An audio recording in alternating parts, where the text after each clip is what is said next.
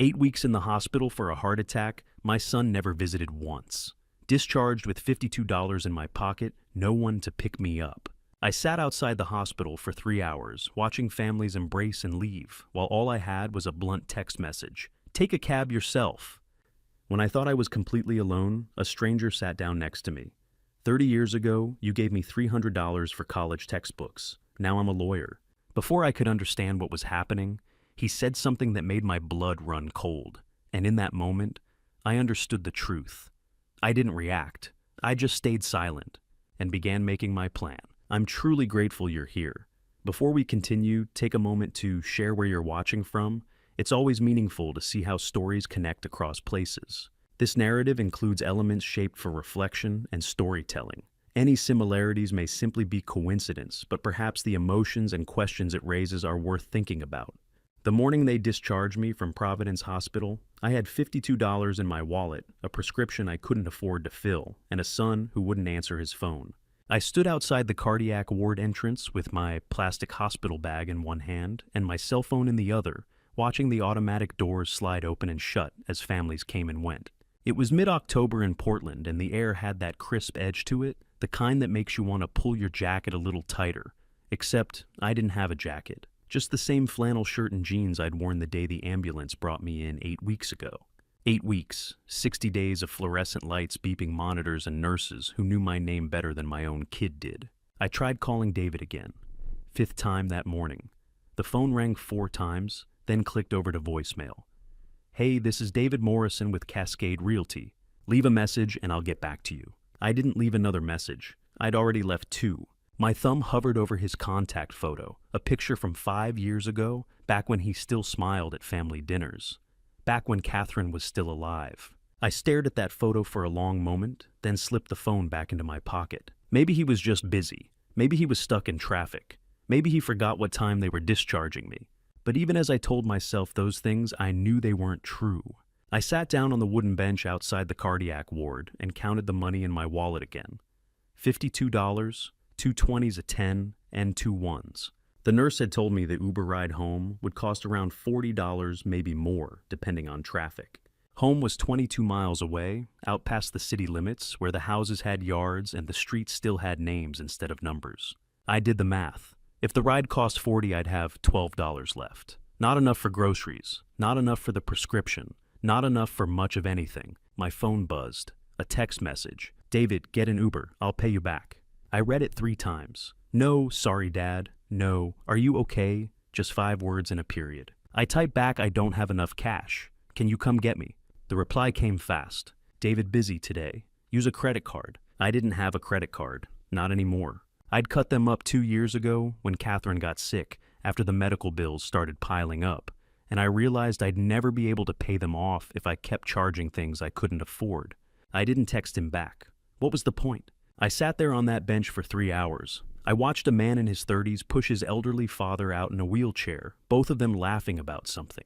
I watched a woman help her mother into a sedan, carefully buckling her seatbelt like she was precious cargo. I watched a young couple leave with their newborn, the father, carrying the car seat like it was made of glass. And I sat there alone with $52 and a phone that wouldn't ring. The October sun climbed higher, but it didn't warm me much. A breeze picked up scattering yellow leaves across the parking lot. I thought about Catherine. If she were here, she would have driven up in that old Chevy pickup windows, down country music playing on the radio. She would have hugged me right there in front of everyone and told me she was proud of me for fighting so hard to get better. But Catherine wasn't here. She'd been gone 9 years, and some days it felt like 90. I thought about the day she died, how David had been there at the hospital, holding her hand crying like his heart was breaking. He'd told me he'd take care of me, that I wouldn't have to worry about anything. That family came first. I'd believed him. Maybe that was my mistake. I pulled out my phone one more time and stared at David's last message. Busy today.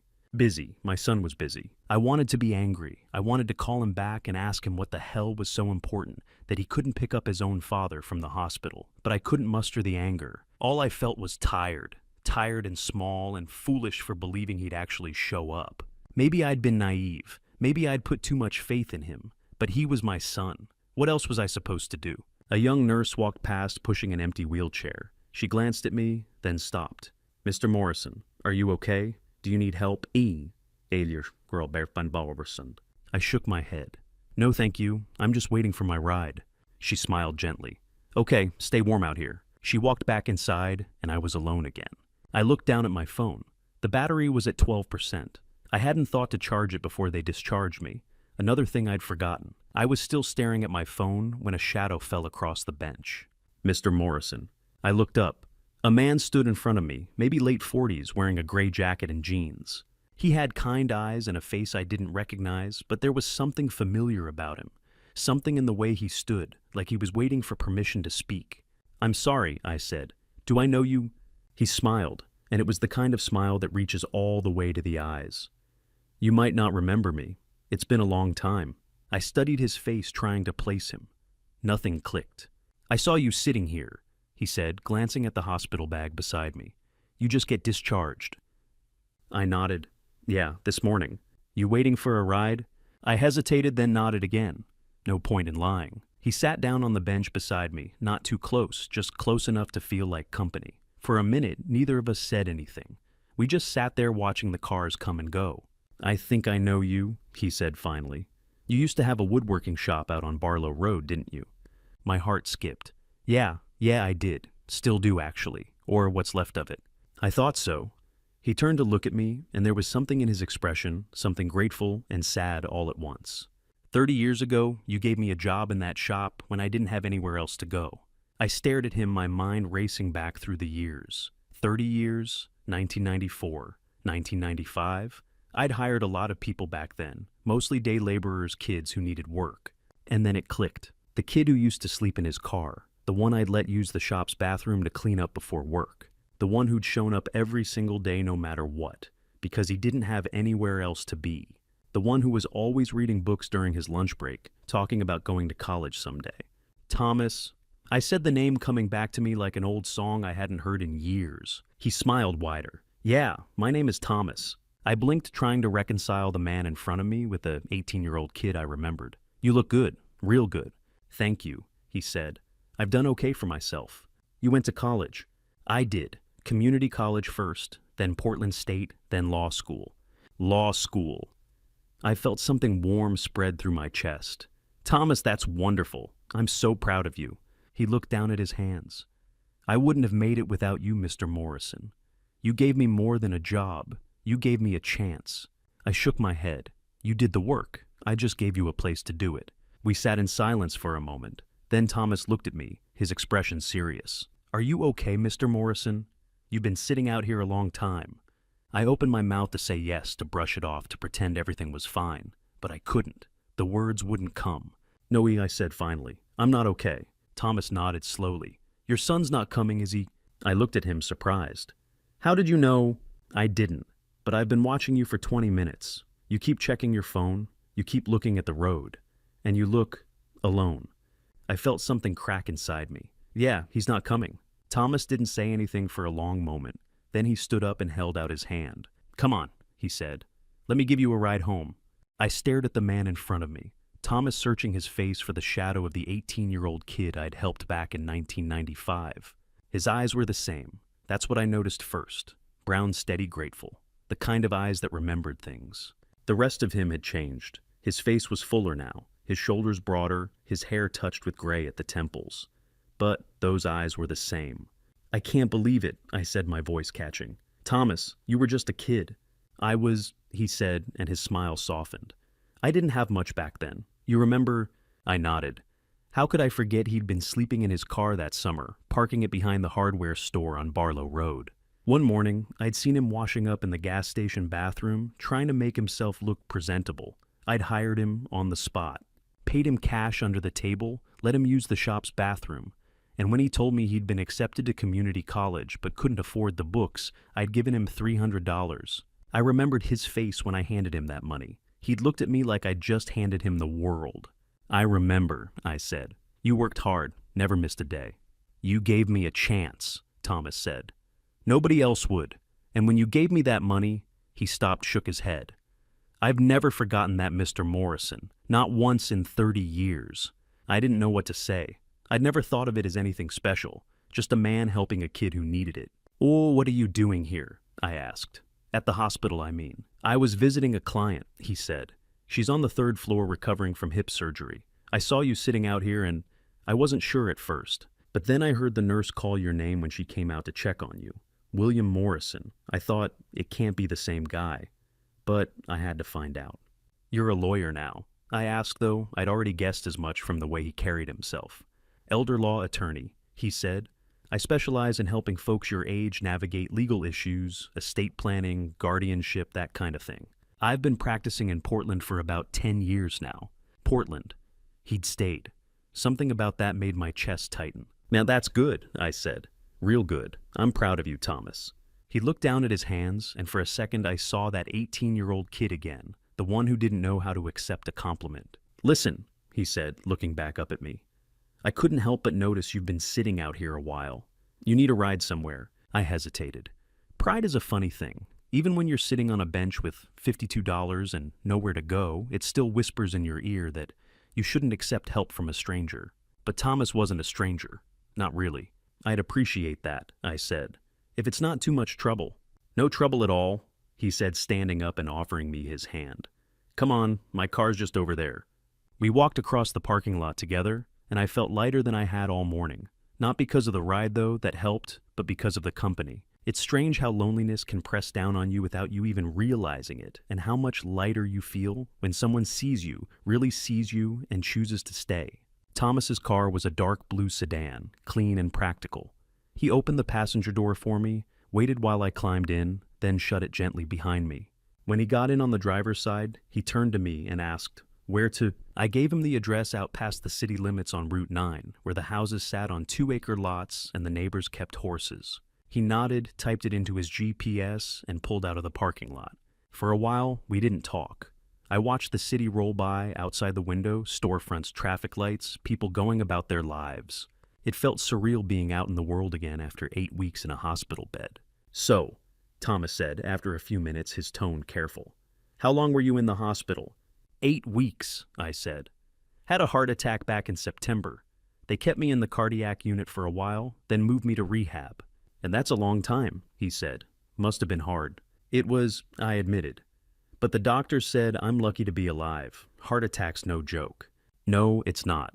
He glanced over at me. You have family nearby? Someone helping you out while you recover? I felt my jaw tighten. I've got a son, David. He lives about 30 minutes from me. That's good, Thomas said. Family's important, especially when you're going through something like this. I didn't answer. I just looked out the window. Thomas must have picked up on it, because he didn't press. We drove in silence for a few more miles. My wife passed away 9 years ago, I said eventually. Cancer. She fought it for 2 years, but in the end, I trailed off.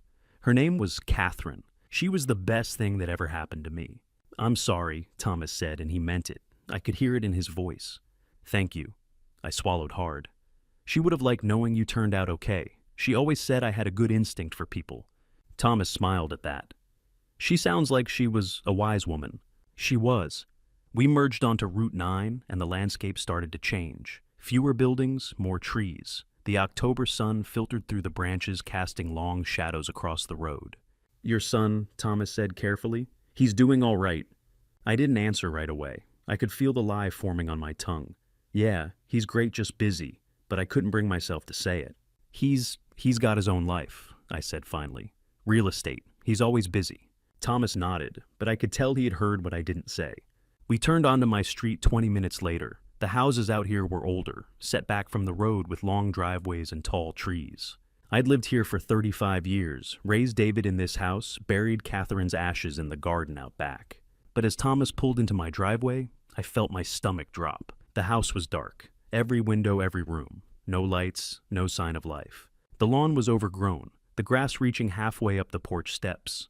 The mailbox at the end of the driveway was overflowing envelopes and flyers spilling out onto the ground. A recycling bin had tipped over, and newspapers were scattered across the driveway, some of them soaked from rain. Thomas stopped the car in the driveway and turned off the engine. Neither of us moved. Mr. Morrison, he said quietly. How long did you say you were in the hospital? 8 weeks, I said, my voice hollow. He didn't ask the next question. He didn't have to. Because we both knew. My son hadn't come to pick me up, and he hadn't come here either. Not once in 8 weeks. I sat there in the passenger seat staring at my dark, abandoned house and felt something inside me crack. Thomas didn't say anything. He just sat there with me, hands on the steering wheel, giving me the space to feel whatever I needed to feel. And for the first time that day, I was grateful I wasn't alone. Thomas and I stepped into the dark house together, and the smell hit me immediately: rotting food, stale air, abandonment. I fumbled for the light switch by the door. Nothing. I flipped it up and down a few times, but the house stayed dark. "Power's off," I said, my voice flat. Thomas pulled out his phone and turned on the flashlight. The beam cut through the darkness, illuminating the front hallway. Dust hung in the air like fog. The hardwood floors were covered in a thin layer of grit, and the walls Catherine and I had painted a soft cream color 20 years ago looked gray in the dim light. We moved through the living room. The couch was still there, the coffee table, the bookshelf full of Catherine's novels. But everything felt wrong. Too still. Too quiet. In the kitchen, the smell got worse. I opened the refrigerator, and the stench made me step back. Spoiled milk, rotting vegetables, something unidentifiable in a Tupperware container. I shut the door quickly. "The power's been off a while," Thomas said quietly. "At least a few weeks." I nodded, unable to speak. 8 weeks. The power had been off for 8 weeks. On the kitchen counter, mail was piled high: envelopes, flyers, catalogs. Some of it had fallen onto the floor. I picked up a few pieces: bills, more bills. A notice from the water company. A reminder from the pharmacy. I set them down and walked toward the back of the house, toward the door that led to the workshop, Catherine's workshop. I'd built it for her 30 years ago, back when she'd taken up woodworking as a hobby. She'd loved it: the smell of sawdust, the feel of smooth wood under her hands, the satisfaction of creating something from nothing. After she passed, I'd taken over the space. It was the only place in the house where I still felt close to her. I reached for the doorknob. It didn't turn. I tried again, jiggling it, but it was locked. I looked closer. The lock was new, a shiny brass deadbolt I didn't recognize. "Thomas," I said, my voice shaking, "the workshop's locked." He came over, shone his phone light on the lock. "Did you put this here?" "No." I pulled at the door, rattling the handle. "I never locked this door, not once in 30 years. Thomas didn't say anything. He just stood there, his face unreadable. I leaned my forehead against the door and felt something inside me collapse. My mind drifted back to a summer day in 1995. I'd been outside the hardware store on Barlow Road loading 2x4s into the back of my truck when I saw him, a kid maybe 18, sitting on the curb with his head in his hands. He looked like he hadn't slept in days. His jeans were torn at the knees, his t-shirt faded and too big, and his sneakers were held together with duct tape. I finished loading the truck and walked over to him. "You all right, son?" He looked up at me, startled. His eyes were red, and there was a bruise on his cheek I hadn't noticed from a distance. "Yeah," he said quickly, standing up. "Yeah, I'm fine." He wasn't fine, I could see that, but I didn't push. "You looking for work?" I asked. He blinked. "What work?" I said. "I've got a woodworking shop out on Route 9. I could use some help this summer. You interested?" He stared at me like I'd just offered him a winning lottery ticket. Yeah, he said. "Yeah, I'm interested. Though, can you start today?" "Yes, sir." I nodded. "All right, hop in the truck." His name was Thomas Bennett. He was 18 years old, fresh out of high school, and homeless. He'd been sleeping in his car for 3 weeks, parking behind the hardware store at night, and washing up in the gas station bathroom every morning.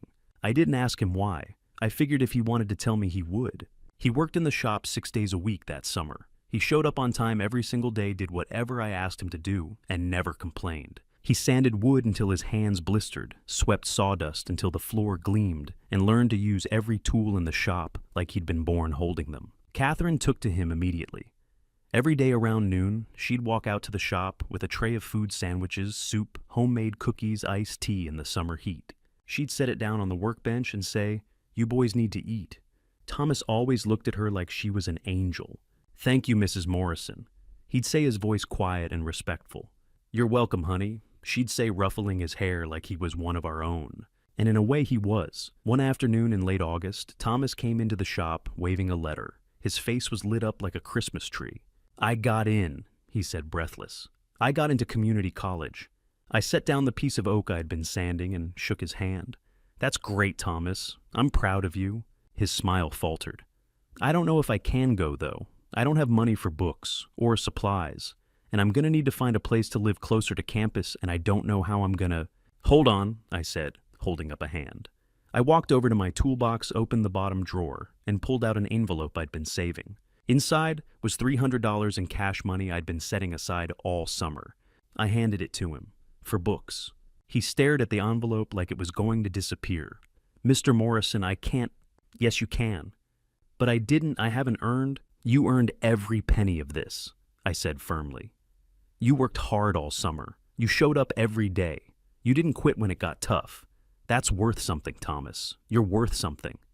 His eyes filled with tears. He tried to blink them back, but they spilled over anyway. "Thank you," he whispered. "I don't know how to thank you." I clapped him on the shoulder. "Go make something of yourself, kid. That's all the thanks I need." He left for college a week later. Catherine packed him a care package, cookies, granola bars, a thermos for coffee. She hugged him like he was her own son and made him promise to visit. He did visit, once, maybe twice in the first year. Then life got busy and we lost touch. But I never forgot him, and I guess he never forgot me either. Thomas's voice brought me back to the present. "Mr. Morrison." I lifted my head from the workshop door and turned around. Thomas was standing by the kitchen counter, holding a piece of mail. "What is it?" I asked, my voice hoarse. "You need to see this." I walked over. He handed me an envelope. The return address said, Pacific Northwest Property Appraisals, LLC. I opened it. Inside was a letter dated 3 weeks after I'd been admitted to the hospital. "Dear Mr. Morrison, this letter confirms the completion of the residential property appraisal requested by your authorized representative on September 28th. The full report has been sent to the requesting party as per their instructions. Estimated property value $650,000. If you have any questions, please contact our office." I read it twice. Then I looked up at Thomas. "I didn't request this," I said. "I know." "Who did?" Thomas pointed to the line that said authorized representative. "Someone with legal authority to act on your behalf," he said. "Someone who wanted to know how much your house and property are worth." The room felt like it was tilting. I grabbed the edge of the counter to steady myself. 3 weeks after I went into the hospital, I said slowly, "someone ordered an appraisal of my house." Thomas nodded. "And locked you out of your workshop, and let the power get shut off." I looked at him, and I could see the anger in his eyes, not at me, but for me. "I need to stay here tonight," Thomas said. "I need to see all your paperwork, bank statements, legal documents, anything you've signed in the last few months. Can you find those for me?" I nodded numbly. "Good," he said, "because I think someone's trying to take everything you have." And deep down, I knew exactly who that someone was. Thomas refused to leave that first night, not because he thought I couldn't handle myself, but because something in that property appraisal letter had triggered his lawyer instincts. "I've seen this before," he'd said, sitting at my kitchen table with a stack of unopened mail in front of him. "Someone orders an appraisal right after a medical emergency. It's usually step one in a bigger plan." I didn't want to believe him, but I also couldn't ignore the locked workshop, the shut-off power, the overflowing mailbox. So I told him he could stay. He slept on the couch that night. I didn't sleep at all. I lay in bed staring at the ceiling, listening to the house creak and settle around me. Every sound felt wrong. The refrigerator humming back to life. The furnace kicking on for the first time in weeks. Even the silence between those sounds felt heavy, oppressive. I kept thinking about David. About the way he hadn't answered my calls, about that text message, "busy today." What kind of busy keeps you from picking up your own father from the hospital? By morning, the power was back on. Thomas had called the utility company at 7 a.m., explained the situation, and paid the reconnection fee with his own credit card. "You can pay me back later," he said when I tried to protest. "Right now, we need lights." We spent the morning cleaning. Thomas helped me haul the spoiled food out of the fridge, wipe down the counters, and sweep the floors. The smell of decay had settled into everything, the curtains, the furniture, even the walls. We opened every window in the house despite the October chill, letting the cold air chase out the stench. It felt good to move, to do something with my hands. It kept my mind from spiraling. Around 9 o'clock, Thomas sat down at the kitchen table with a box of documents I'd pulled from the hall closet. Bank statements, insurance papers, medical bills. Legal documents I'd signed over the years without thinking much about them. He worked in silence for a while, flipping through pages, occasionally making notes on a yellow legal pad. I busied myself washing dishes, but I kept glancing over my shoulder watching him. His expression grew darker with each page he turned. Finally, he stopped. He pulled out a single sheet of paper and stared at it for a long moment. His jaw tightened. "Mr. Morrison," he said quietly. When did you sign this? I dried my hands and walked over. He handed me the paper. At the top in bold letters it said, "Durable power of attorney." My stomach dropped. I scanned the document. It was dated September 13th, 3 days after my heart attack. At the bottom, in shaky handwriting that looked nothing like mine, was my signature. I don't remember signing this, I said, my voice hollow. You were in the hospital 3 days after your heart attack, Thomas said carefully. Where were you? ICU, regular room? ICU, I said. I was on morphine. I stopped the memory coming back in fragments. I was barely awake. I kept drifting in and out. Thomas nodded, his jaw tight. Do you remember your son visiting you? I closed my eyes, trying to pull the memory into focus. I saw flashes. David standing by my bedside, his face blurry, holding a clipboard, his voice distant and muffled. You need to sign this, Dad. It's just to help me take care of things while you're in here. Just a formality. Don't worry about it. I'd signed it. I remembered the pen in my hand, the way it felt too heavy, the way my signature came out crooked and weak. I remembered David's hand on my shoulder, steadying me. I remembered thinking how good it was that he was there taking care of things. He said it was to help, I whispered. He said it was just so he could pay my bills while I was recovering. Thomas's expression darkened. This isn't just for paying bills, Mr. Morrison. This is a durable power of attorney. It gives your son legal authority over your finances, your property, your medical decisions, everything. And it doesn't expire when you leave the hospital. It stays in effect unless you revoke it. I stared at the paper, my hands shaking. I didn't know. I thought he was just helping. He knew you didn't understand, Thomas said, his voice hard. You were on morphine, barely conscious. A signature obtained under those conditions isn't legally valid. He took advantage of you when you were at your most vulnerable. I felt like the floor was dropping out from under me. My own son had done this to me. He can't do that, I said weakly. Can he? Thomas picked up the document and held it up to the light, examining it. Legally, a person must have mental capacity to sign a power of attorney. If you were under the influence of medication that impaired your judgment, the document is voidable. But proving that in court, that's harder. It becomes your word against his. But you believe me? I said. Thomas set the paper down and looked me straight in the eye. I believe you, and I believe we can fight this. But you need to understand your son has had legal control over your assets for 2 months. We need to find out what he's done with that control. At 10 o'clock, my phone rang. I looked at the screen. David. My hand hovered over the phone. Thomas watched me waiting. I answered. Hello, Dad. David's voice was tight-clipped. Why is the power back on at the house? I blinked. What? The power. I got an alert from the utility company that someone paid the reconnection fee. Was that you? Yes, I'm home. I got discharged yesterday. Silence. A long, uncomfortable silence. You're home, David said finally, and there was something in his voice I couldn't quite place. Surprise, anger. Fear. Why didn't you call me? I felt a flicker of anger. I did call you 5 times. You didn't answer. I was busy, Dad. I told you to take an Uber. I didn't have enough money. You could have used a credit card. I don't have a credit card.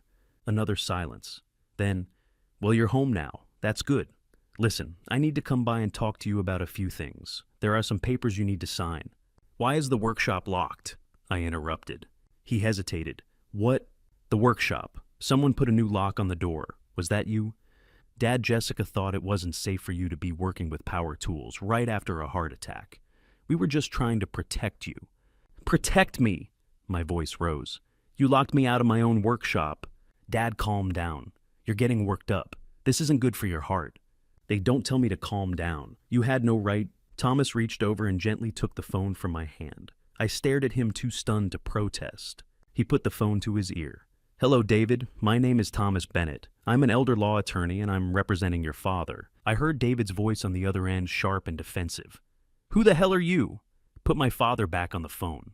Your father asked me to review his legal documents, Thomas said calmly. Including the power of attorney you had him sign while he was on morphine in the ICU. Silence. That document was signed under duress, Thomas continued. Your father was not mentally competent to sign legal paperwork at that time. I'll be filing a motion to revoke it. You don't know what you're talking about, David snapped. My father needed help. I was helping him.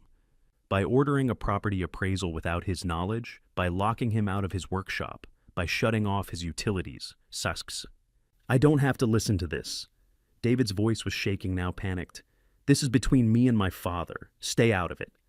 If you come near this property or attempt to use that fraudulent power of attorney again, Thomas said, his voice cold and measured, I will file a report with Adult Protective Services and the district attorney's office. Do you understand me?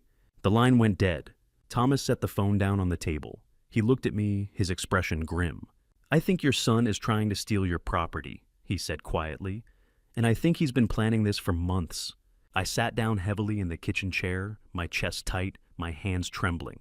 I thought about the locked workshop, the shut-off power, the property appraisal, the power of attorney signed while I was barely conscious. Because I knew deep down that Thomas was right. Thomas hadn't become successful by trusting explanations. He'd become successful by following the money. The morning after David hung up on him, Thomas made 2 phone calls. The first was to a guy named Jake Reynolds, a private investigator Thomas had worked with on half a dozen elder abuse cases. Jake was in his late 40s, a former Portland police detective who'd left the force to start his own firm specializing in financial fraud. If there was a paper trail, Jake would find it. The second call was to Dr. Elena Rodriguez, a forensic pharmacologist who consulted with law enforcement on medication tampering cases. Thomas had used her expertise before when a client's prescribed painkillers turned out to be something else entirely. I need you to look at some pills, Thomas told her. Blood pressure medication. I think they might not be what the label says. Bring them by tomorrow, she said. I'll run a full analysis. Thomas hung up and turned to me. We're going to find out exactly what your son's been doing, but I need you to trust the process, okay? I nodded, though I wasn't sure I could handle what we might find. Jake got to work immediately. Thomas gave him copies of the power of attorney, the property appraisal, and my bank statements for the last 6 months. 3 days later, on a gray Thursday afternoon, Jake showed up at my door with a folder thick enough to make my stomach turn. We sat at the kitchen table, me, Thomas, and Jake, while Jake laid out what he'd found. Your son used that power of attorney to take out a mortgage on this property, Jake said, tapping a stack of papers. September 28th, 3 weeks after you were admitted to the hospital. I stared at the document. There it was, in black and white. A loan for $200,000 secured against my house and workshop. My signature, or something that looked like my signature, was at the bottom. I didn't sign this, I said, my voice shaking. I know, Jake said. He forged it, or he brought it to you in the hospital and had you sign it while you were on morphine. Either way, it's fraud. Why?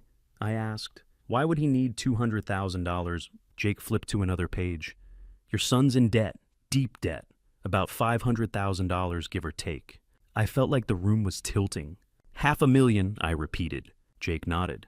He had a commercial real estate deal fall apart 2 years ago. He borrowed money from investors, promised big returns, and the whole thing went south. He's been scrambling to pay it back ever since. The $200,000 he pulled from your property that went straight to paying down part of that debt.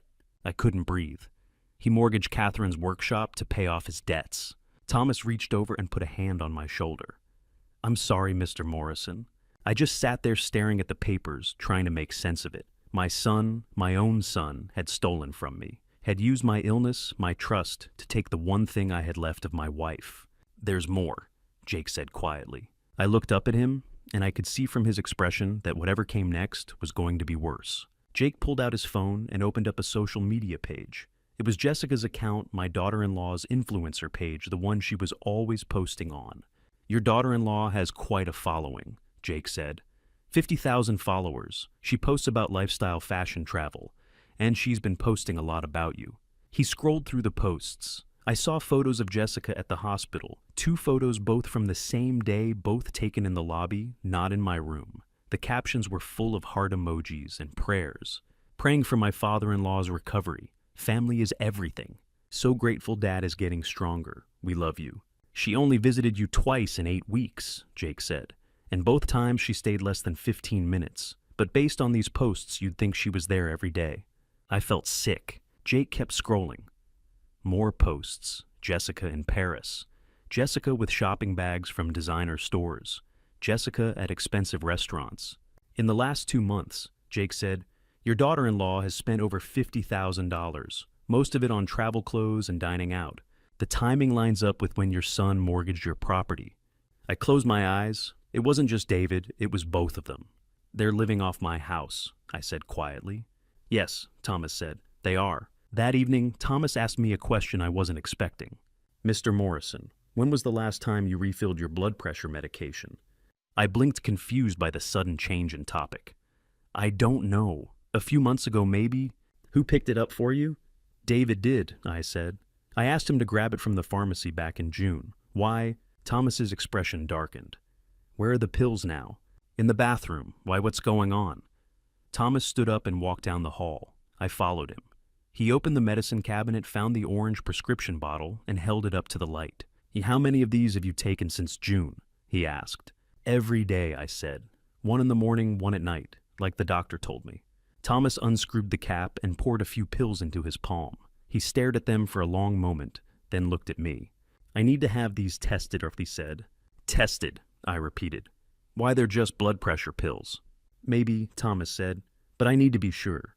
The next day, Thomas took the pills to Dr. Rodriguez's lab. I spent the afternoon pacing the house, trying not to think about what any of this meant. David had stolen from me. Jessica had lied about caring for me. They'd mortgaged Catherine's workshop. They'd used me. But the pills, I didn't understand why Thomas was so concerned about the pills. I got my answer 2 days later. Dr. Rodriguez called Thomas's cell phone. He put it on speaker so I could hear. Thomas, she said, her voice tight. I ran a full analysis on those pills. They're not blood pressure medication. Thomas's jaw clenched. What are they? Sugar pills, she said. Placebos. No active ingredients. Whoever gave these to your client wasn't trying to help him. They were trying to make sure his condition got worse. I felt the room spin. I grabbed the edge of the kitchen counter to steady myself. Sugar pills, I whispered. Yes, Dr. Rodriguez said. If someone with high blood pressure stops taking their real medication and replaces it with placebos, their condition deteriorates rapidly. Within weeks, they could be at serious risk for a stroke or heart attack. I thought back to June. David had picked up my pills. 3 months later, I'd had a heart attack. Oh my God, I said, my voice breaking. He tried to... Thomas ended the call and turned to me, his face grim. Your son didn't just steal from you, he said quietly. He tried to harm you, and I think he's been planning this for a very long time. I held that pill bottle for a long time, after Thomas told me, turning it over and over in my hands, trying to understand how my son could have done this. The orange prescription bottle felt heavier than it should have, like it was filled with something more than sugar pills. Betrayal, maybe, premeditation, intent. I couldn't stop thinking about June. David had offered to pick up my medication refill. I'd thought it was kind of him, thoughtful even. I'd been having trouble driving long distances after a dizzy spell, and he'd said, "Don't worry, Dad, I'll grab it for you." I'd trusted him. The lab report came back 2 days later. Dr. Rodriguez sent it directly to Thomas, who sat me down at the kitchen table and walked me through it. No active ingredients, Thomas said, pointing to a line on the report. These pills are made of compressed glucose, sugar, that's it. No blood pressure medication. Nothing that would help your condition. You've been taking placebos for 3 months. I stared at the words on the page, but they didn't make sense. Or maybe they made too much sense, and I just didn't want to believe it. 3 months, I repeated. I had the heart attack in September. Exactly, Thomas said. If someone with uncontrolled high blood pressure stops taking their medication, their condition deteriorates fast. Within weeks, the risk of stroke or heart attack skyrockets. Oh, I felt cold all over. He knew, I whispered. He knew what would happen. Thomas didn't answer. He didn't need to. Jake Reynolds showed up that afternoon with more evidence. He set his laptop on the kitchen table and pulled up a grainy black and white video. This is security footage from the pharmacy, Jake said. June 14th, your son came in to pick up your prescription. I watched the screen. There was David walking up to the pharmacy counter, handing over a slip of paper. The pharmacist disappeared into the back, then returned with a small paper bag. David took it, thanked her, and walked out. The pharmacy confirmed they filled the prescription, Jake said. The real medication, 30 days worth. The pharmacist remembers your son because he asked a lot of questions about dosage and side effects. So he picked up the real pills, I said slowly. But I was taking fake ones. Right, Jake said, which means he swapped them out before he gave them to you. I felt sick. But where did he get the fake pills? I asked. Jake clicked to another window on his laptop. It was a screenshot of an online order Amazon. Your son has an Amazon account, Jake said. I pulled his order history. 4 months before your heart attack, he ordered a product called Dietary Wellness Tablets. They're marketed as a generic supplement, but look at the description. He zoomed in. The pills in the photo were small, round, and white, exactly like my blood pressure medication. They're designed to look like prescription pills, Jake said. Same size, same color, same shape. People use them for all kinds of things, pranks, theater props, placebo experiments. But in this case, he trailed off. In this case, Thomas finished, your son used them to replace your real medication. I looked at the order details. Ordered February 10th, 2024, shipped to David's address, 4 months before my heart attack. He planned this, I said, my voice hollow. 4 months in advance. Yes, Thomas said. This wasn't impulsive. It was premeditated. I thought back to those months, June, July, August. I'd felt off. I remembered complaining about headaches, dizziness. I'd wake up in the middle of the night feeling like my heart was racing, like I couldn't catch my breath. I'd chalked it up to getting older, to stress, to grief. Even Catherine had been gone 9 years, but some days the weight of her absence still hit me like a freight train. But it hadn't been grief. It had been my blood pressure spiking higher and higher because I wasn't taking the medication I thought I was. I'd ignored the signs, and David had counted on that. I should have known, I said quietly. Thomas shook his head. You trusted your son. That's not a failing, Mr. Morrison. That's what parents do. He used that against me. Yes, Thomas said. He did. That night, Thomas and I sat in the living room, the house dark except for a single lamp in the corner. I felt exhausted not just physically, but in a way that went bone deep. Like something fundamental inside me had cracked. This is a criminal offense, Thomas said. What your son did replacing your medication with placebos, that's reckless endangerment at minimum. Depending on how the prosecutor sees it, it could be considered attempted manslaughter, maybe more. He attempted manslaughter, I repeated. The words felt foreign in my mouth. He put you in a situation where your life was at serious risk, Thomas said. And the evidence suggests he did it intentionally. That's a crime, Mr. Morrison, a serious one. I nodded slowly. What happens now? That's up to you, Thomas said. We can take this to the district attorney's office. They'll open a criminal investigation. If they find enough evidence, and I think they will, they'll file charges. Your son could face jail time. I looked down at my hands. They were shaking. Or, Thomas continued, we can handle this civilly. Sue for damages, get the POA revoked, take back control of your property. Keep it out of the criminal system. I thought about it. I thought about David as a little boy riding his bike down this street laughing. I thought about him at Catherine's funeral, standing beside me, his hand on my shoulder. And then I thought about him ordering those pills 4 months in advance, planning my heart attack, locking me out of Catherine's workshop, mortgaging my home. I want to talk to the DA, I said. Thomas nodded. All right, I'll make the call. The next morning, Thomas called the district attorney's office and asked for Rebecca Martinez, a prosecutor he'd worked with on several elder abuse cases. She agreed to meet with us the following Monday. She's good, Thomas told me after he hung up. Tough. She doesn't let people get away with this kind of thing. What will she do? I asked. That she'll review the evidence, Thomas said. The lab report, the pharmacy footage, the Amazon order. If she thinks there's enough to prosecute, she'll open a formal investigation. After that, it's out of our hands. The state takes over. I nodded, trying to process it all. Mr. Morrison. Thomas said, his voice careful. Once we do this, there's no going back. If the DA files charges, your son will be arrested. He'll go to trial. If he's convicted, he could go to prison. Do you understand that? I looked at him. I thought about the pill bottle, the fake medication, the heart attack that had nearly killed me. He tried to kill me, I said quietly. Thomas held my gaze. Yes, I believe he did. I took a breath. Then we go forward. If you're still here, comment, still watching, so I know you're following along. And if you were in this situation, would you confront them right away or stay silent and prepare your next move? Share your thoughts before we continue. And just a quick note, the next part includes some elements shaped for storytelling and reflection.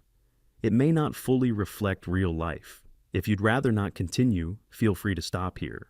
I'd been angry before, angry when Catherine died, angry at the unfairness of it all, but nothing could have prepared me for the rage I felt driving to my son's house with evidence that he'd tried to harm me. Thomas sat in the passenger seat, a folder of documents on his lap. He didn't say much. He didn't need to. We both knew what we were about to do. David lived in a neighborhood 20 minutes from mine, in a house he'd bought 3 years ago, with money he'd borrowed from investors. The lawn was perfectly manicured. The driveway had 2 cars, his black SUV and Jessica's white sedan. Everything looked normal, respectable. It was all a lie. I didn't knock. I rang the doorbell and waited, my heart pounding in my chest. Jessica answered. She was wearing yoga pants and a designer sweatshirt, her hair pulled back in a ponytail. When she saw me, her smile faltered. "Dad," she said, recovering quickly. "This is a surprise. We didn't know you were coming." "Where's David?" I asked. "He's in the office. Is everything okay?" I didn't answer. I stepped past her into the house. Thomas followed. David appeared in the hallway, his phone in his hand. When he saw us, his expression shifted from confusion to something colder. "Dad, what are you doing here?" I looked at him, really looked at him, and tried to find the boy I'd raised. The boy who used to help me in the workshop, who'd cried at his mother's funeral. I couldn't see him anymore. "You switched my medication," I said. His face went blank. "What?" "My blood pressure pills. You picked them up from the pharmacy in June, but you didn't give me the real medication. You gave me sugar pills." He laughed. Actually laughed. "That's insane. Dad, you're not making sense." "Am I?" I pulled the folder from Thomas's hands and opened it. "This is a lab report. It says the pills I've been taking for 3 months have no active ingredients. They're placebos." David's jaw tightened. "That's a mistake. The pharmacy must have..." "This," I interrupted, pulling out another page, "is security footage from the pharmacy. June 14th. You're right there picking up my prescription. The pharmacist confirmed they gave you the real medication." He stared at the photo. I watched his throat work as he swallowed. "And this," Thomas said, stepping forward, "is a copy of your Amazon order history. February 10th. You ordered something called dietary wellness tablets. Oh, they look exactly like blood pressure medication. They were shipped to this address." David's face went pale. "You hacked my account?" "No," Thomas said calmly. "Your account was subpoenaed as part of a criminal investigation. Everything we're looking at is legal evidence." Jessica, who'd been standing in the doorway, made a strangled sound. "David, don't," he snapped. "But they have the..." "Jessica, stop." She didn't stop. She turned to me, her face crumpling. "It was me. I ordered them.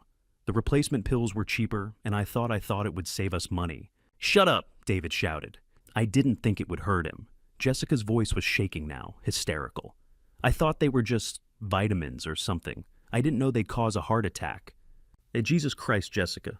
"You told me it was fine," she screamed. "You said it wouldn't matter." The room went silent. Thomas looked at me. I looked at David. "Get out of my house," David said, his voice low and dangerous. "We're leaving," Thomas said. "But you should know this is all going to the district attorney's office. Both of you."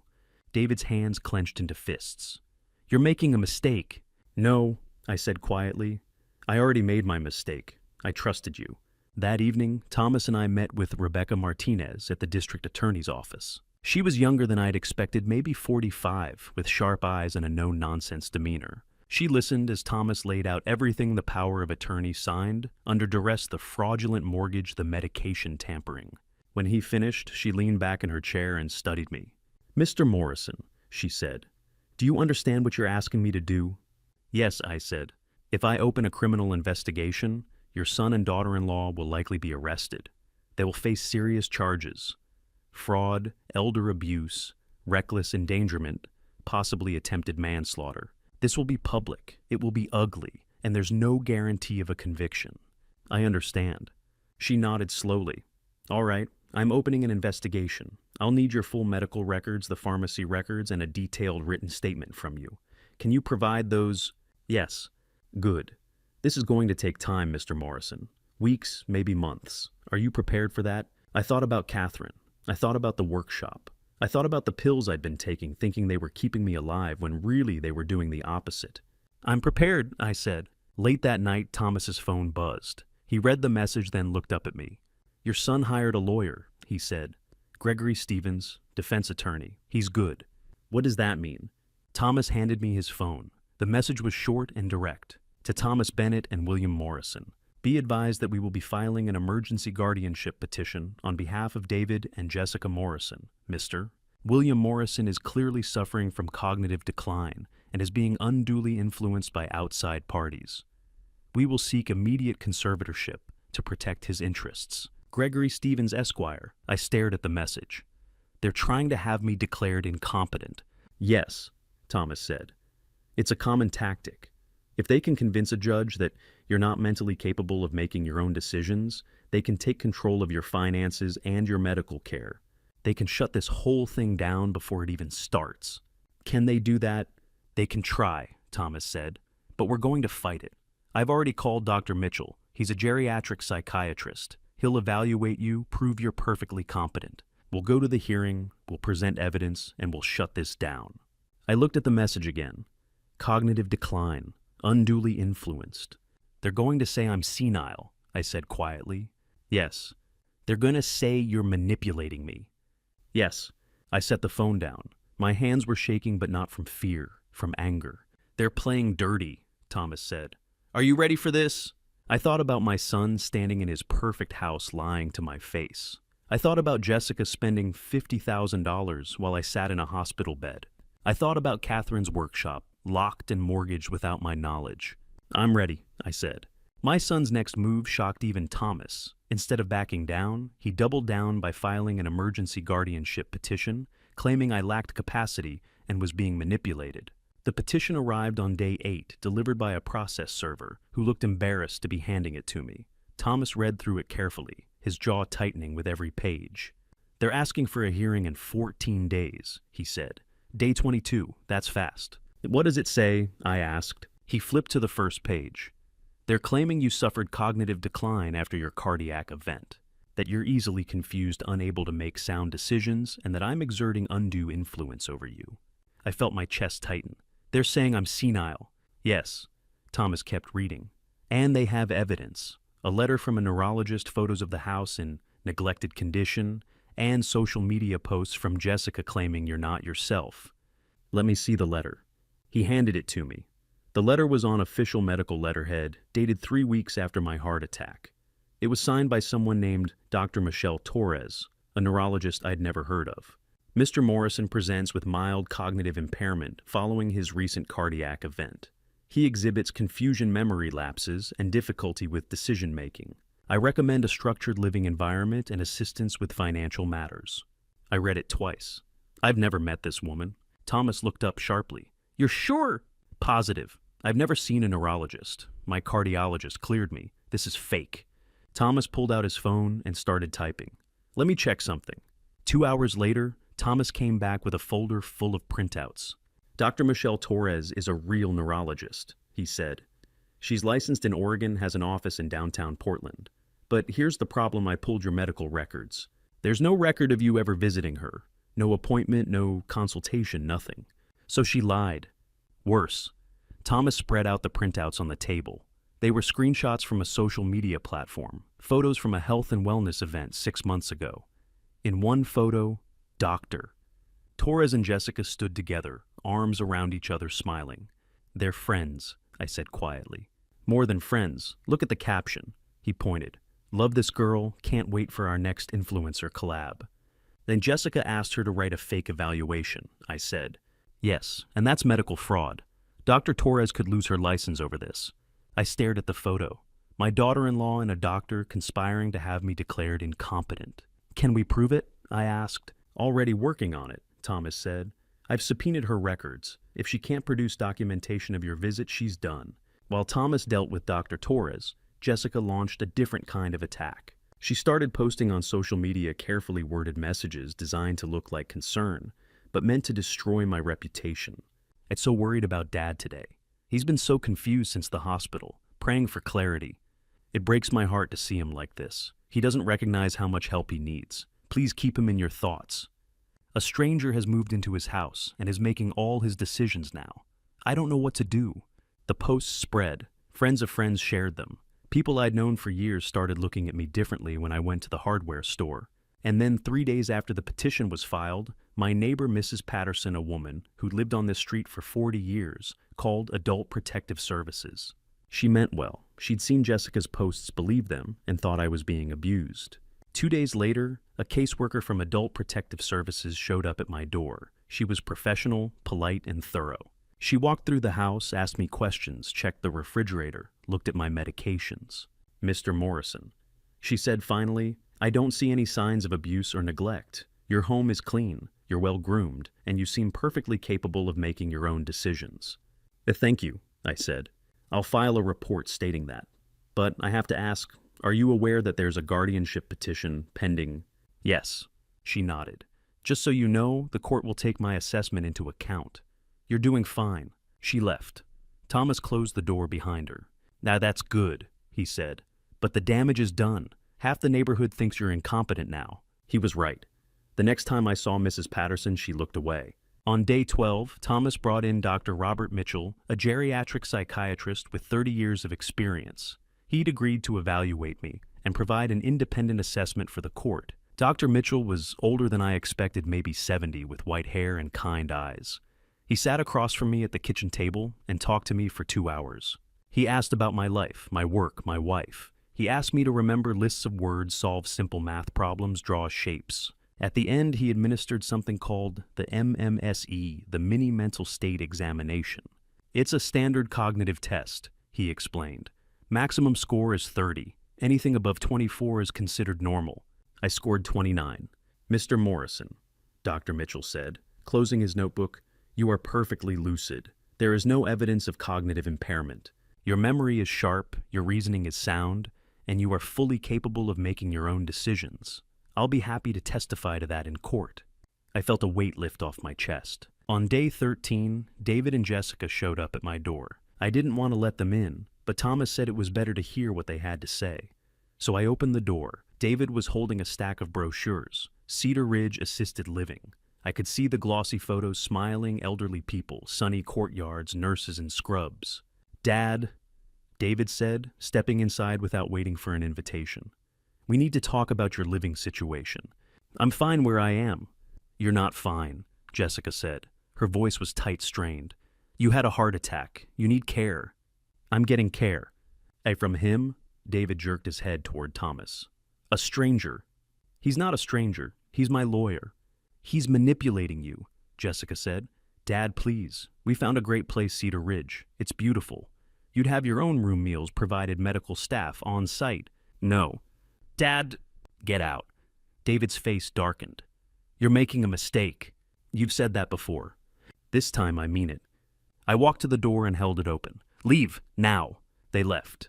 But as they got into their car, David's phone rang. He answered it on speaker loud enough for me to hear through the open window. "Gregory says the guardianship is a sure thing," David said to whoever was on the other end. Then he looked back at the house. "Enjoy your independence while you can, Dad." The car pulled away. That night, Thomas found me sitting outside the locked workshop.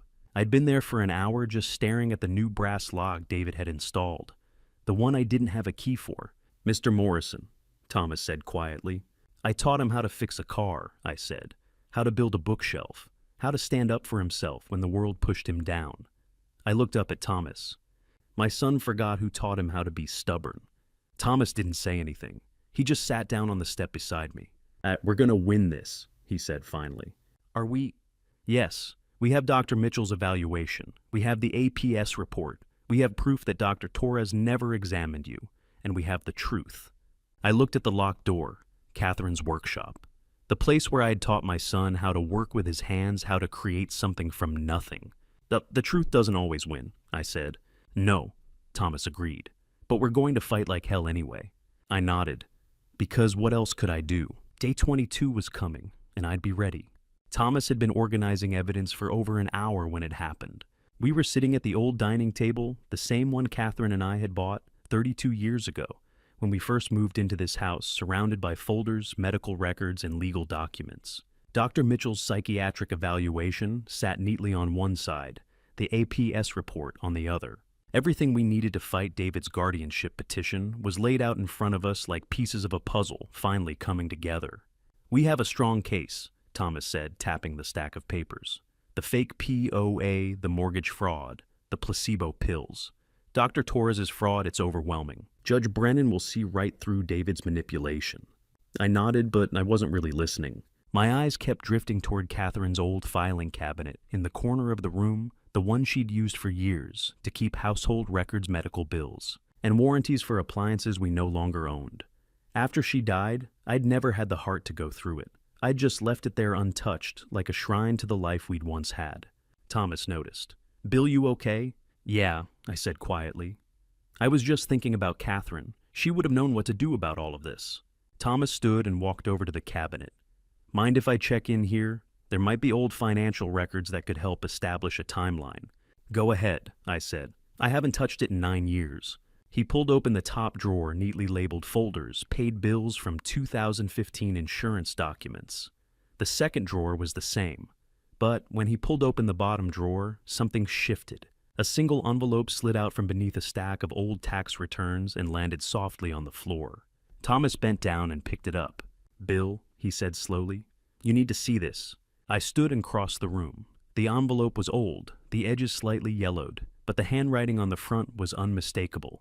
Catherine's handwriting, neat, precise, the way she always wrote. It read, "To Bill, open only if I'm gone." My breath caught in my throat. Thomas handed it to me without a word. The envelope was still sealed. I turned it over in my hands, feeling the weight of it, the realness of it. Catherine had written this. She had hidden it, and she had wanted me to find it. "Take your time," Thomas said quietly, stepping back to give me space. I sat down at the table, my hands trembling as I carefully broke the seal. Inside was a single folded sheet of paper, the same stationery Catherine had always used, pale blue with tiny flowers along the border. I unfolded it slowly, and the first line hit me like a fist to the chest. "My dearest Bill, if you're reading this, I am gone." I kept reading, my eyes moving across the page, and with every sentence the world around me seemed to tilt and blur. David, 16 years old, $5,000. She knew. She'd known all along. My hands started shaking so badly, I had to set the letter down on the table. I pressed my palms flat against the wood, trying to steady myself, trying to breathe. Thomas was watching me, concern etched across his face, but he didn't say anything. He just waited. I picked the letter back up and kept reading. Every word felt like a knife. I confronted him. He cried. He begged, and I believed him. No, I wanted to believe him. The room felt too small, too hot. I could hear my own heartbeat pounding in my ears. I protected him from the consequences. I closed my eyes, but all I could see was Catherine. Not the Catherine from 9 years ago, frail and exhausted in a hospital bed, but the Catherine from before that. The Catherine who used to stand at the kitchen window, watching David work in the shop with me. The Catherine who would smile when I came home, but always looked just a little sad when David left. I remembered something I hadn't thought about in years. It was a few weeks before she died. We were sitting on the porch together watching the sun set over the trees. She'd been quiet all day, which wasn't unusual. She was tired a lot by then, but that evening she turned to me and said something I didn't understand at the time. That Bill, she'd said softly, I failed him. "What are you talking about?" I'd asked, reaching for her hand. "You've been the best mother anyone could ask for." She shook her head, tears pooling in her eyes. "No, I wasn't. I thought I was protecting him, but I wasn't. I was just scared. And now it's too late. Catherine, you're not making sense. You didn't fail anyone." She looked at me, then really looked at me and said, "I failed him, Bill. I failed you both." I'd told her she was wrong. I'd told her she was just tired, that the medication was making her confused. But she wasn't confused. She knew exactly what she was talking about. And now, 9 years later, sitting at this table with her letter in my hands, I finally understood. She'd been carrying this guilt the entire time. She'd been living with it, dying with it, and she'd never told me. I looked up at Thomas, my vision blurred with tears. I couldn't speak. I just held the letter out to him. "Read it," I managed to say, my voice barely above a whisper. "I need to hear it out loud. I need to know I'm not imagining this." Thomas hesitated. "Bill, are you sure this is—" "Read it," I said again, more firmly this time. He took the letter from my hand and began to read aloud. His voice was steady, calm, but I could hear the weight behind every word. "My dearest Bill, if you're reading this, I am gone. I pray you found this letter before it was too late, but knowing you, you probably tucked it away and forgot about it. You always said I worried too much." I closed my eyes, hearing Catherine's voice in my head as Thomas read. "I need to tell you something I should have told you 22 years ago. I have carried this guilt every single day since, and it has eaten away at me. I need you to know the truth, even if I am no longer here to face the consequences." Thomas paused. I opened my eyes and looked at him. "Go on," I said. He nodded and continued. "When David was 16, he stole $5,000 from our savings account. I found the withdrawal slip hidden in his jacket pocket when I was doing laundry. I confronted him. He cried. He begged. He told me he had made a terrible mistake, that he'd borrowed money from the wrong people, that he was scared, that he was sorry. He promised he would never do it again. And I believed him. No, that's not entirely true. I wanted to believe him. Thomas stopped reading. He lowered the letter and looked at me, his expression pained. I sat there staring at the table, my mind racing. $5,000. David had stolen $5,000 when he was 16 and Catherine had known. She'd confronted him. She'd covered for him, and she'd never told me. All these years she'd carried this alone. She knew, I said quietly more to myself than to Thomas. She knew what he was. Thomas set the letter down carefully on the table. Do you want me to keep reading? I looked at the letter, then at Thomas, then out the window toward the workshop, where Catherine used to stand and watch us work. I could almost see her there now, arms crossed, that sad little smile on her face. Not yet, I said finally. I need a minute. Thomas nodded and stepped back, giving me space. I sat there in silence, staring at my late wife's handwriting, and for the first time in 9 years, I felt like I was seeing her clearly. Not the perfect mother, not the devoted wife. Just Catherine, flawed, scared, and carrying a secret that had destroyed her from the inside out. And my son had let her die with it. After a long silence, I nodded at Thomas. Read it all. I need to hear everything. He hesitated, his fingers tight on the aged paper. Bill, once I read this, you can't unhear it. I know, I said quietly. But Catherine wrote it for a reason. She wanted me to know. Thomas took a breath and began again, his voice steady, but gentle, reading my late wife's words as if she were speaking directly to me from beyond the grave. Catherine's letter, full text. My dearest Bill, if you're reading this, I am gone. I pray you found this letter before it was too late, but knowing you, you probably tucked it away and forgot about it. You always said I worried too much. I need to tell you something I should have told you 22 years ago. I have carried this guilt every single day since, and it has eaten away at me.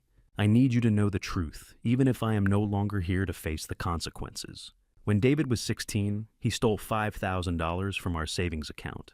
I found the withdrawal slip hidden in his jacket pocket when I was doing laundry. I confronted him. He cried. He begged. He told me he had made a terrible mistake, that he'd borrowed money from the wrong people, that he was scared, that he was sorry.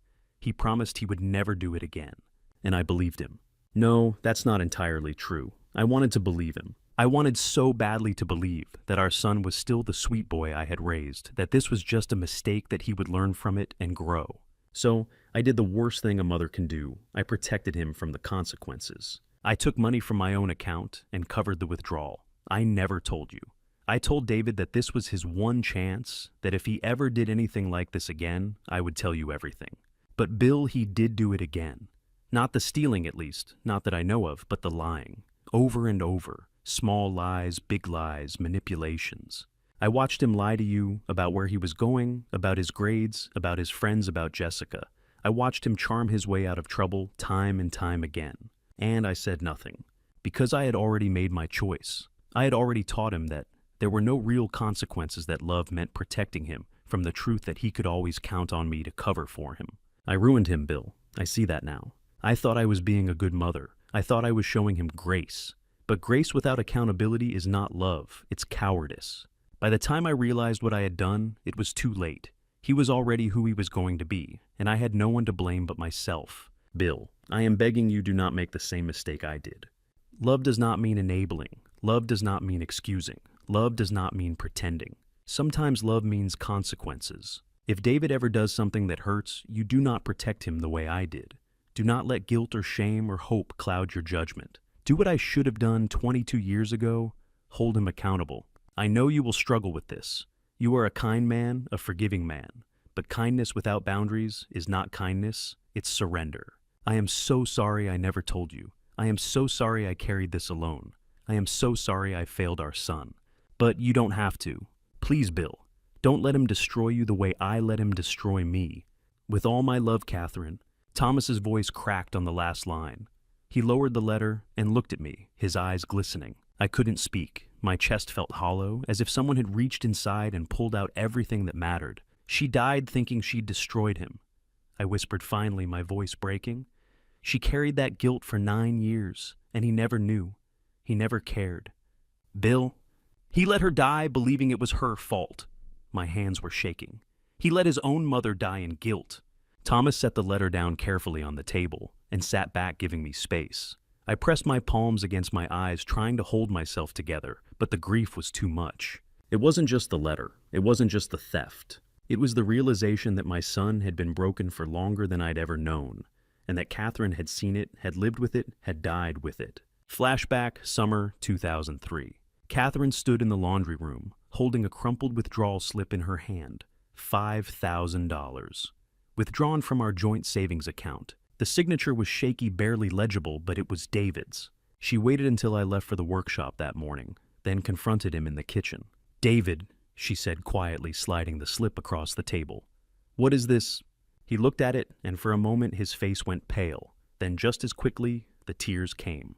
"Oh, Mom, I'm so sorry. I messed up. I borrowed money from some guys at school, and they said if I didn't pay them back. En bor sakmayim somle, sir." "Stop." Catherine's voice was firm, but her hands were trembling. "Who did you borrow money from?" "I can't tell you. They'll hurt me, Mom. I'm scared." She looked at him, really looked at him, and saw the fear in his eyes. Or at least she thought she did.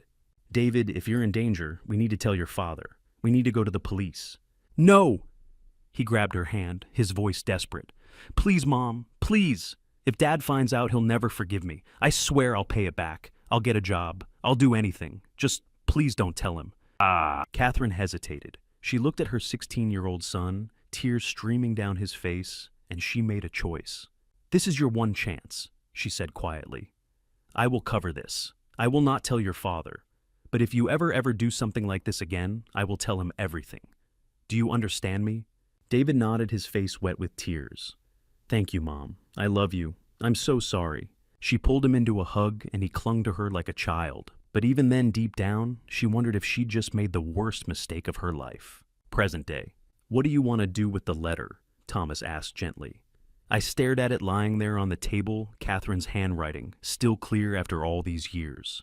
My first instinct was to keep it private, to protect her, to keep this pain between us. But then I thought about what she'd written.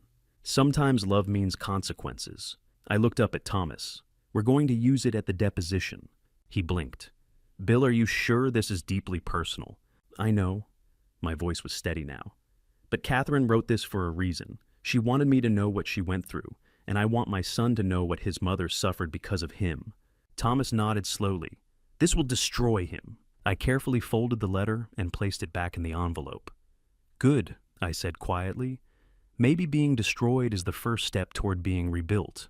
I looked out the window toward the darkened workshop, the place where I had taught my son how to hold a hammer, how to measure twice and cut once, how to build something that would last. "Tomorrow," I said, "my son will learn what his mother really thought of him." Thomas met my eyes. "Once we do this, there's no going back." "I know," I said, "but Catherine already showed me the way forward. I'm just finally listening." The deposition room was smaller than I'd imagined, just a long table, 6 chairs, and a court reporter with her stenography machine. My son sat across from me in a navy suit, pretending he didn't know what was about to happen. Jessica sat beside him in a cream blouse and pearls, checking her phone.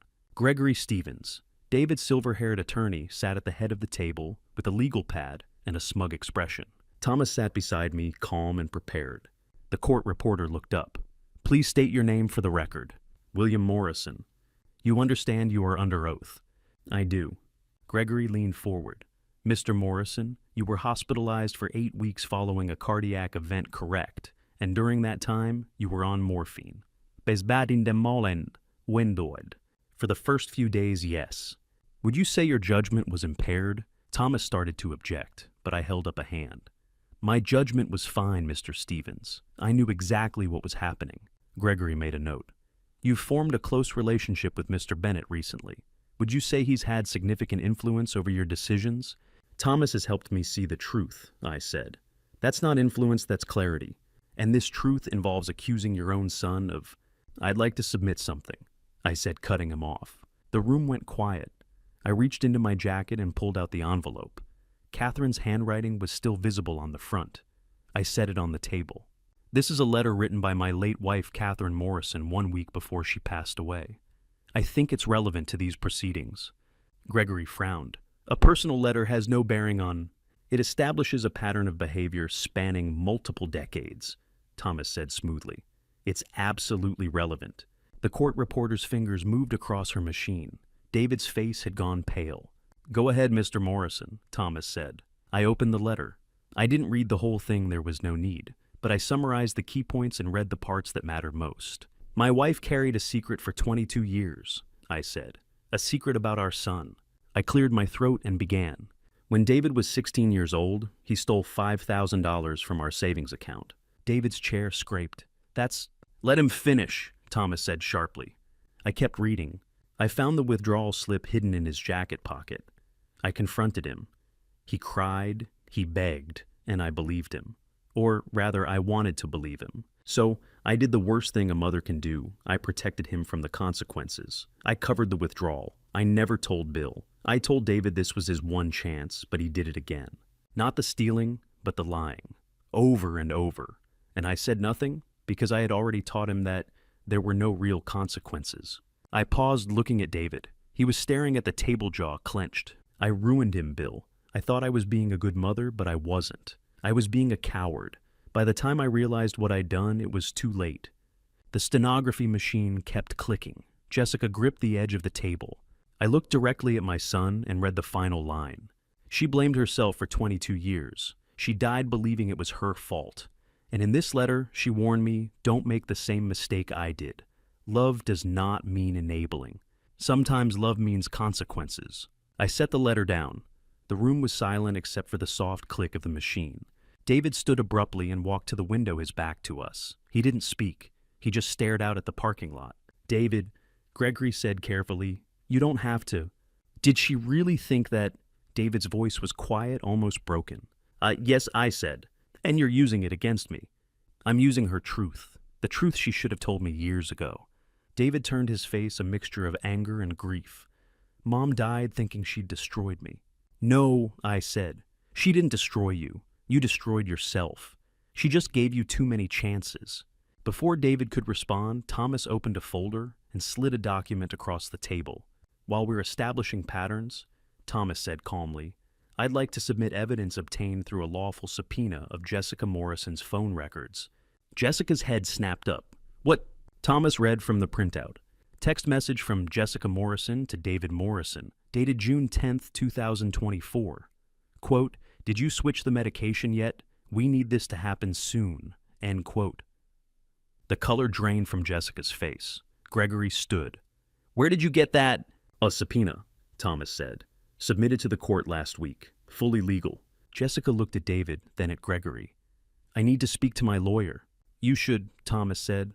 "This proves premeditation. You weren't just stealing, you were conspiring to harm him." Gregory's face flushed. "I'm calling a recess." Jessica was already on her feet, phone pressed to her ear as she hurried out. David remained by the window unmoving. Gregory gathered his papers and followed Jessica, leaving the three of us alone. The court reporter looked up. "Are we off the record?" "Yes," Thomas said. She stepped out, closing the door. David still hadn't moved. After a long moment, he turned. His eyes were red. "Then she died thinking she ruined me." I stood slowly. "She died carrying guilt that wasn't hers. You let her die with it. And now you've done the same thing to me, lied, manipulated, stolen. But I'm not going to make her mistake." "What mistake?" "Protecting you from the consequences." He stared at me, then looked down. "She really wrote that?"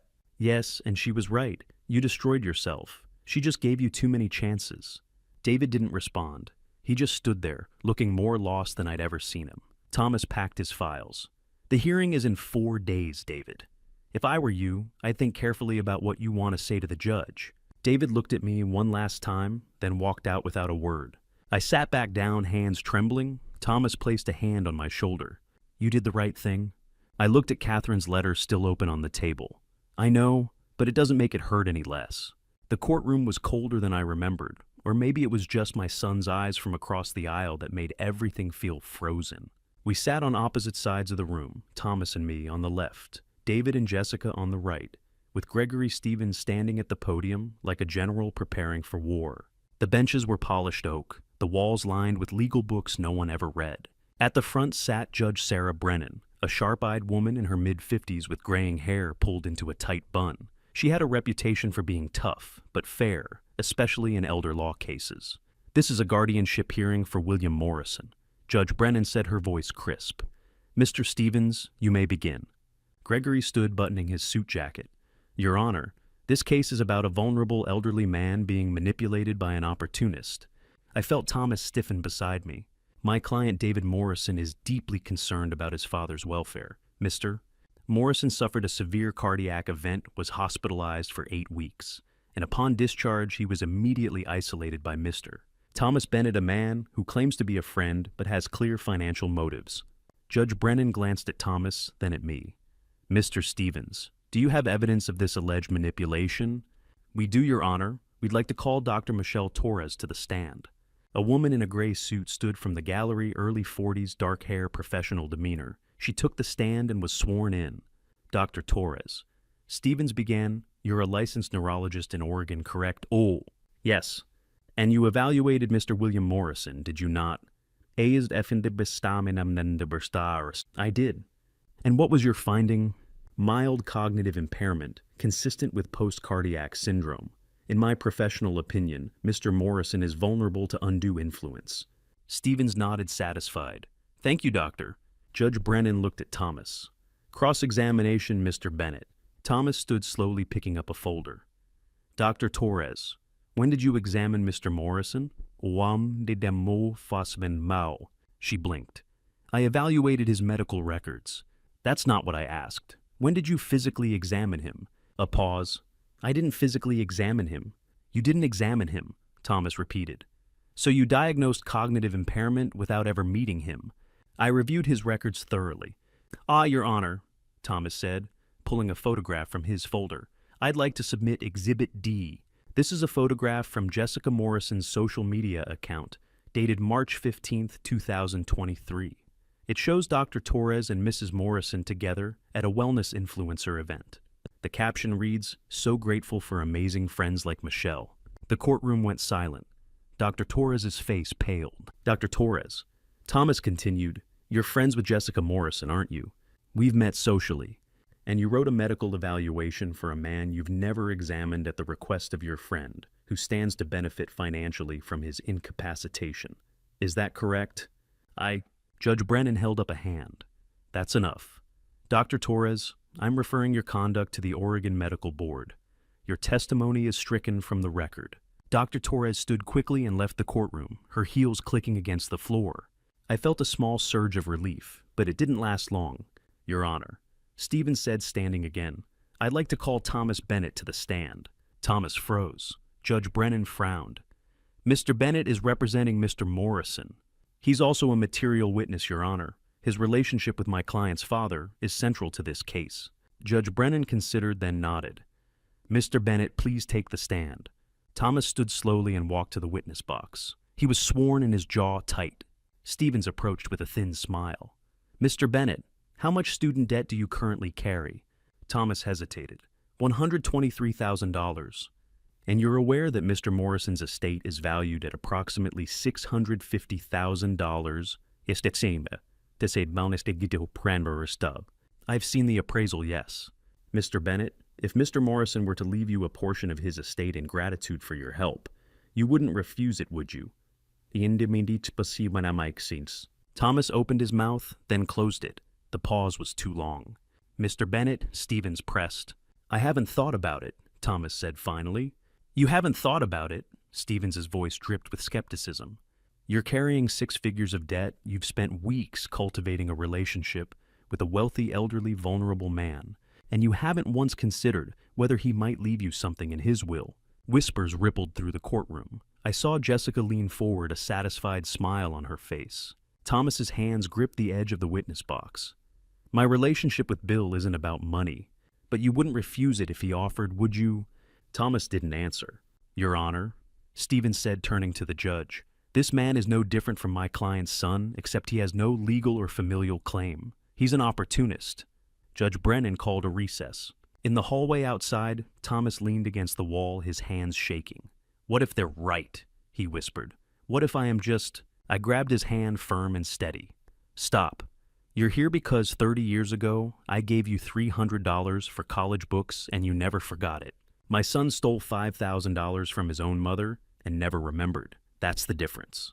Thomas looked at me, his eyes red. Bill, you didn't come back into my life for money, Thomas. You came back because you're a good man. Don't let them take that away from you. He nodded slowly, wiping his eyes. We walked back into the courtroom. Judge Brennan took her seat. Mr. Stevens, she said, her voice cold. Attacking opposing counsel doesn't address the documented fraud, financial abuse, and elder exploitation your client has committed. The court has seen the evidence, the falsified power of attorney, the unauthorized mortgage, the medication, tampering. Mr. Bennett's student debt is irrelevant. It was a small victory, but as I looked at Thomas, I could see the damage had been done. That night, I didn't sleep. I kept thinking about Thomas on the witness stand, about the way my son's lawyer had twisted something honorable into something ugly. Thomas had come back into my life not because he wanted something from me, but because he remembered kindness, and Stevens had made it sound like a con. I lay awake in the small hotel room Thomas had booked for us, staring at the ceiling, listening to the hum of traffic outside. Somewhere across town, David and Jessica were probably sleeping soundly, confident that their strategy was working. But I wasn't going to let them win. The next morning, we returned to the courtroom. Judge Brennan took her seat, and Stevens stood once again ready to continue his attack. Your Honor. Stevens began, yesterday we established that Mr. Bennett has significant financial motivation to influence my client's father. I'd like to continue exploring. I stood up. The courtroom went silent. Thomas grabbed my arm. Bill, what are you? Your Honor. I said, my voice clear and steady.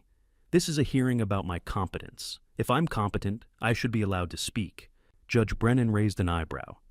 Mr. Morrison, this is highly irregular. I know, Your Honor, but if I'm mentally sound enough to make my own decisions, then I should be sound enough to defend the people who've stood by me. She studied me for a long moment, then nodded.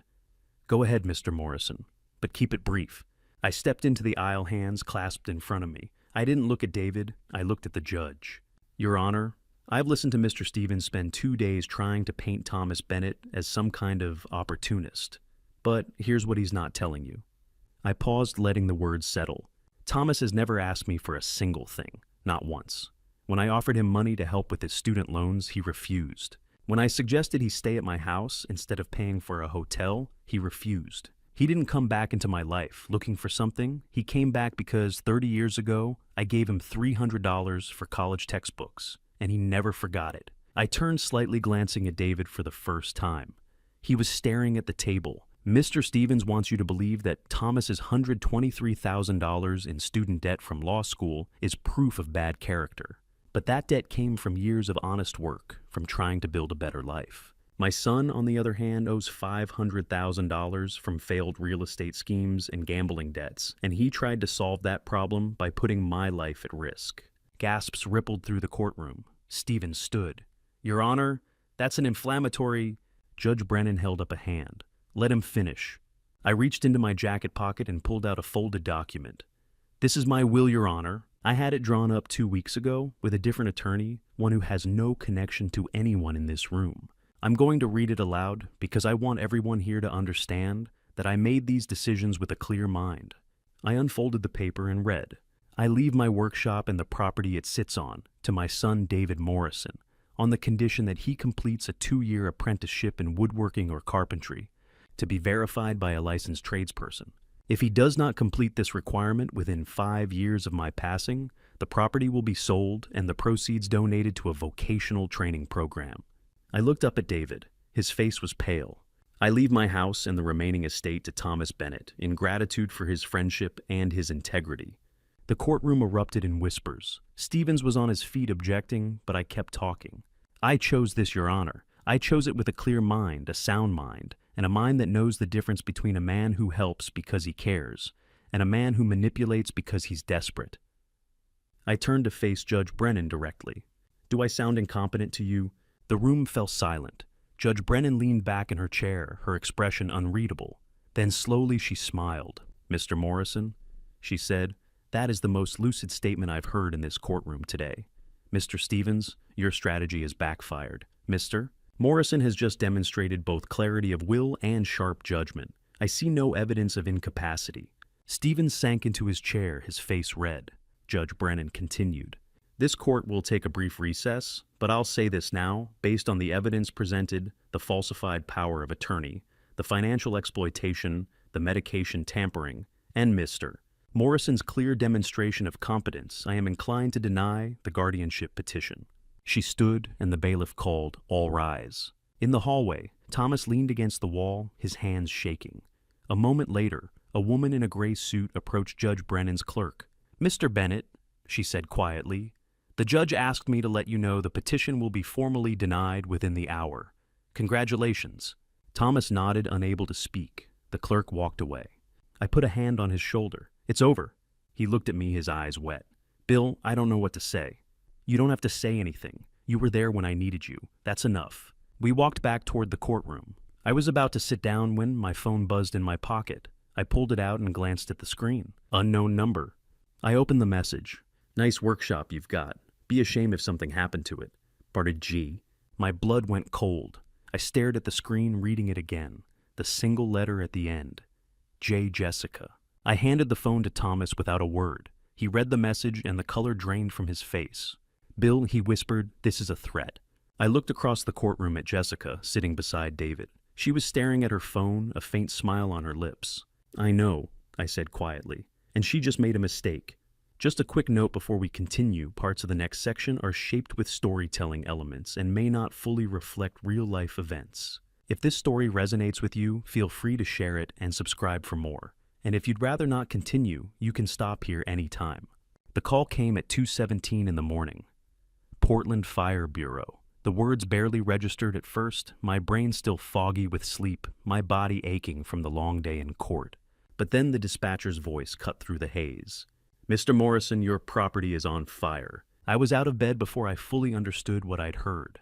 Thomas was staying in the guest room. He'd insisted on being close, in case David or Jessica tried something, and I pounded on his door.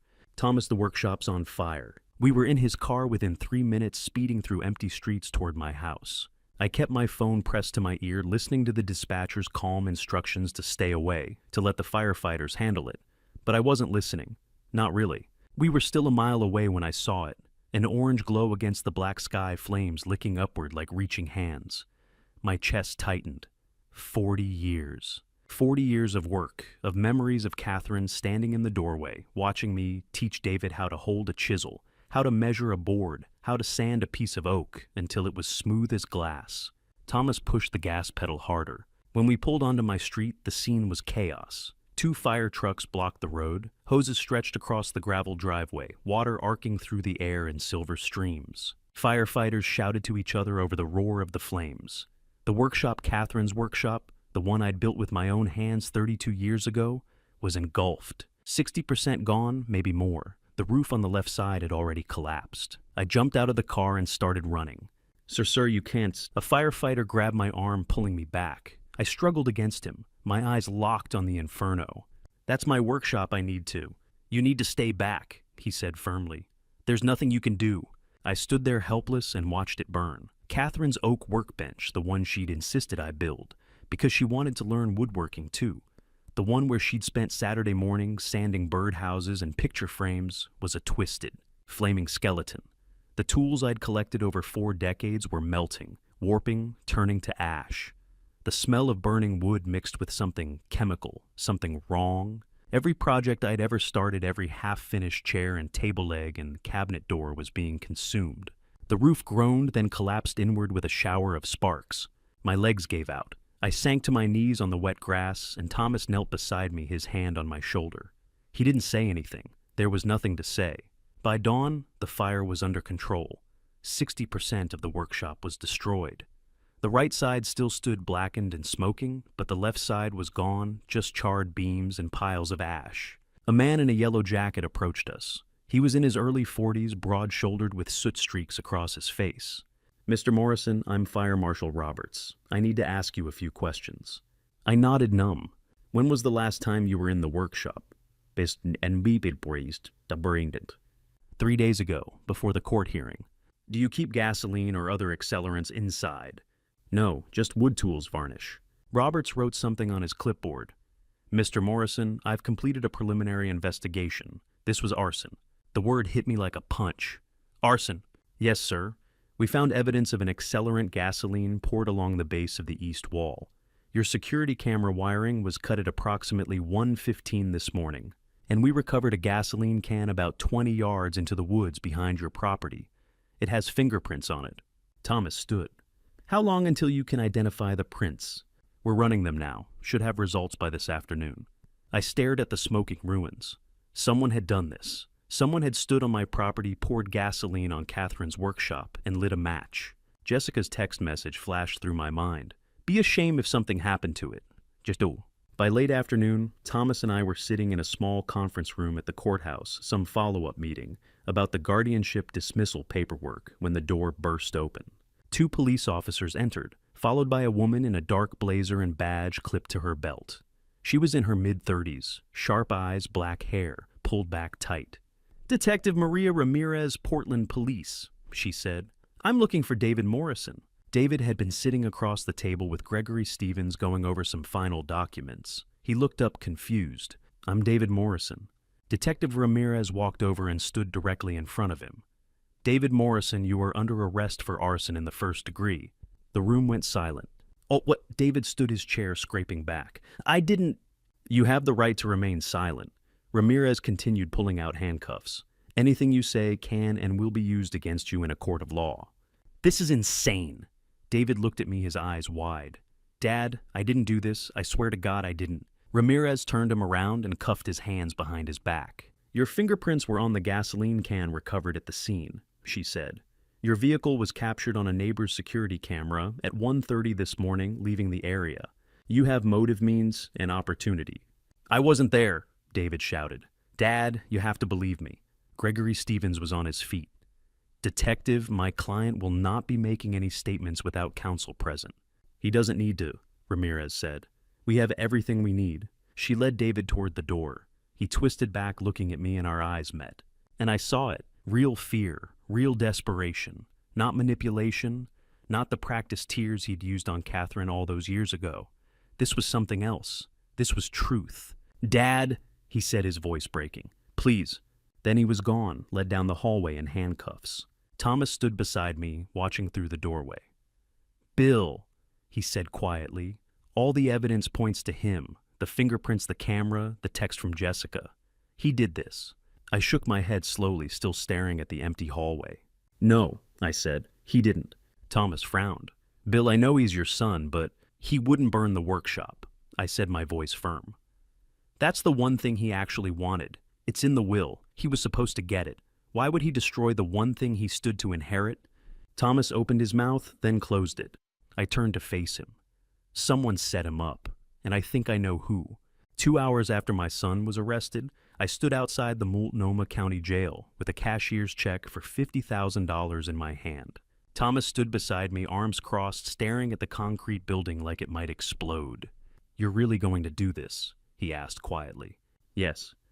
"Bill, if you're wrong, if he did burn down that workshop, you're putting up your house as collateral. You could lose everything." I looked at him. "I'm not wrong." Thomas shook his head. "How can you be so sure?" "Because my son is greedy," I said. "Greedy people are rational. They don't destroy the thing they want most. Burning down the workshop makes no sense. It's the one thing he stood to inherit. Why would he destroy his own future?" Thomas opened his mouth, then closed it. He couldn't argue with that. We walked inside, filled out the paperwork, and an hour later, David walked out through the steel doors, still wearing the clothes he'd been arrested in. His eyes were red, his face pale. When he saw me standing there, he stopped. "Dad." "Let's go," I said. We drove back to my house in silence. David sat in the back seat staring out the window. When we finally pulled into the driveway, what was left of it with the blackened ruins of the workshop still smoldering in the distance, he spoke. "Why," his voice was hoarse. "Why would you bail me out after everything I've done to you?" I turned around to look at him. "Because I believe you. About this." He blinked, confused. "You believe me?" "I don't believe you're innocent of everything," I said. "But I believe you didn't burn down that workshop. You're a lot of things, David, but you're not stupid. And only a stupid person would destroy the one thing they actually wanted." David's jaw tightened. "The police have my fingerprints on the gas can. They have my car on camera." "I know," I said. "That's why we're going to figure out how someone set you up." Thomas turned from the front seat. "David, where were you last night?" "From 10 p.m. until 2 a.m. David rubbed his face. "I was at Murphy's bar, the one on Burnside. I got there around 10:30 and stayed until they kicked me out at midnight." Were you alone? Yeah, I needed to drink. After everything at the courthouse, after Dad read that, Will out loud, He trailed off. Can anyone confirm you were there? Thomas asked. The bartender. I paid with my credit card. I was pretty hammered by the end of it. Thomas pulled out his phone and started making calls. 20 minutes later, he had confirmation.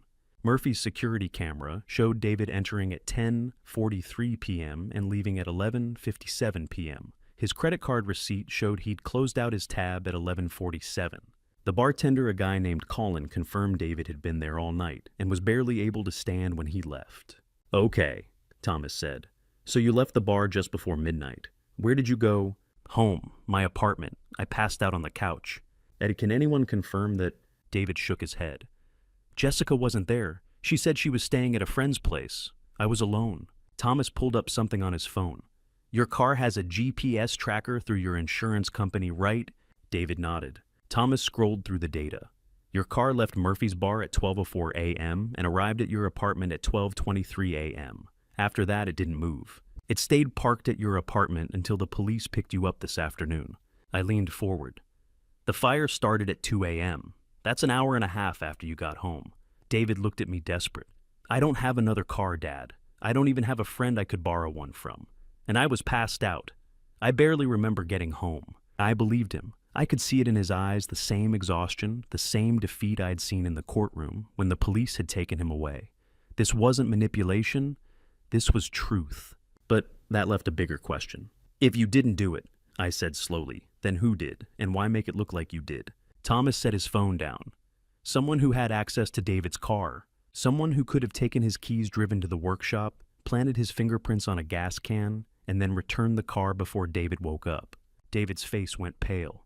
Jessica, she has a spare key to my car. I felt something cold settle in my chest. She was at the courthouse when I read the will. She heard me say the workshop would go to you if you completed the apprenticeship. Thomas nodded slowly. And if there's no workshop, there's no apprenticeship.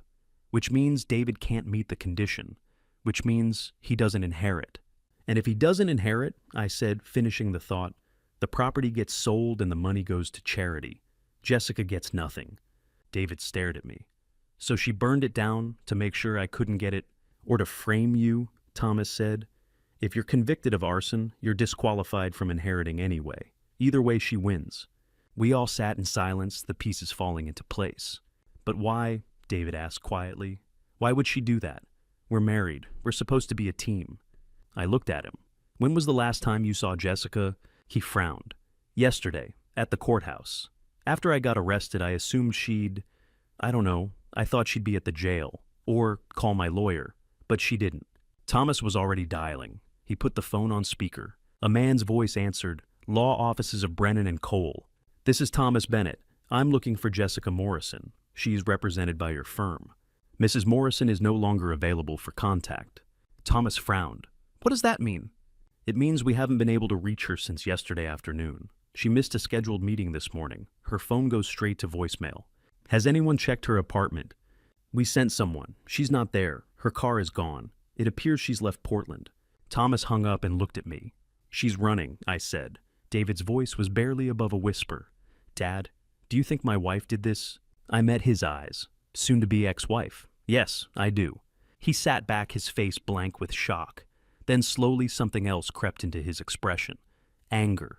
She framed me, he said. She burned down your workshop and framed me for it. Thomas stood. I need to contact Detective Ramirez. If Jessica's on the run, we need to find her before she disappears completely. He stepped outside to make the call. I stayed in the car with David, the two of us sitting in silence. Finally, David spoke. I'm sorry, Dad. For all of it. For the money, the pills, the POA. I'm sorry. I looked at him. He wasn't crying. He wasn't begging. He was just tired. I know, I said quietly. But sorry doesn't fix it. I know, he said, but I'm still sorry. I nodded. Then prove it. Help us find her. David's jaw tightened. I will. Thomas spent the next 2 days building a case against my daughter-in-law with the same meticulous focus he'd used to defend me, except this time I was helping. We started by going door to door. My property sat on 2 acres at the end of a gravel road, surrounded by scattered neighbors who valued their privacy as much as I did. Most of them didn't have security cameras. Most of them hadn't seen anything, but Mrs. Anderson, who lived about a quarter-mile down the road, did. She was in her late 70s, a widow, who'd lived alone since her husband passed 5 years ago. When Thomas and I knocked on her door, she answered with a cup of tea in her hand and a concerned expression. "I heard about the fire, Bill," she said. "I'm so sorry. That workshop was beautiful." "Thank you, Margaret," I said. "We're trying to figure out what happened. Do you have any security cameras?" Her face brightened. "Oh yes, my son installed one of those doorbell cameras last Christmas. A Ring, I think it's called. He said it would help me feel safer." Thomas stepped forward. "Mrs. Anderson, would you mind if we took a look at the footage from 2 nights ago, around 1 or 2 in the morning?" "Of course," she said, leading us inside. We sat in her small living room while she pulled up the app on her tablet. It took a few minutes. She wasn't particularly tech-savvy, but eventually she found the timestamp, 1:15 a.m. The footage was grainy, but clear enough. A figure in a dark hoodie walked past her driveway, heading in the direction of my property. The motion sensor had triggered the camera, capturing about 10 seconds of video before the person disappeared out of frame. "The police already looked at this," Mrs. Anderson said quietly. "They said it was your son, Bill. I'm so sorry." Thomas leaned closer to the screen. "Can you send this to my phone?" She nodded and forwarded the file.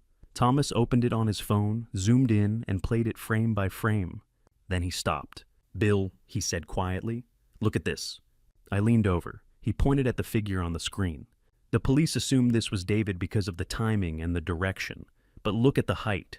This person is short, maybe 5'7". David is 6'1". I squinted at the screen.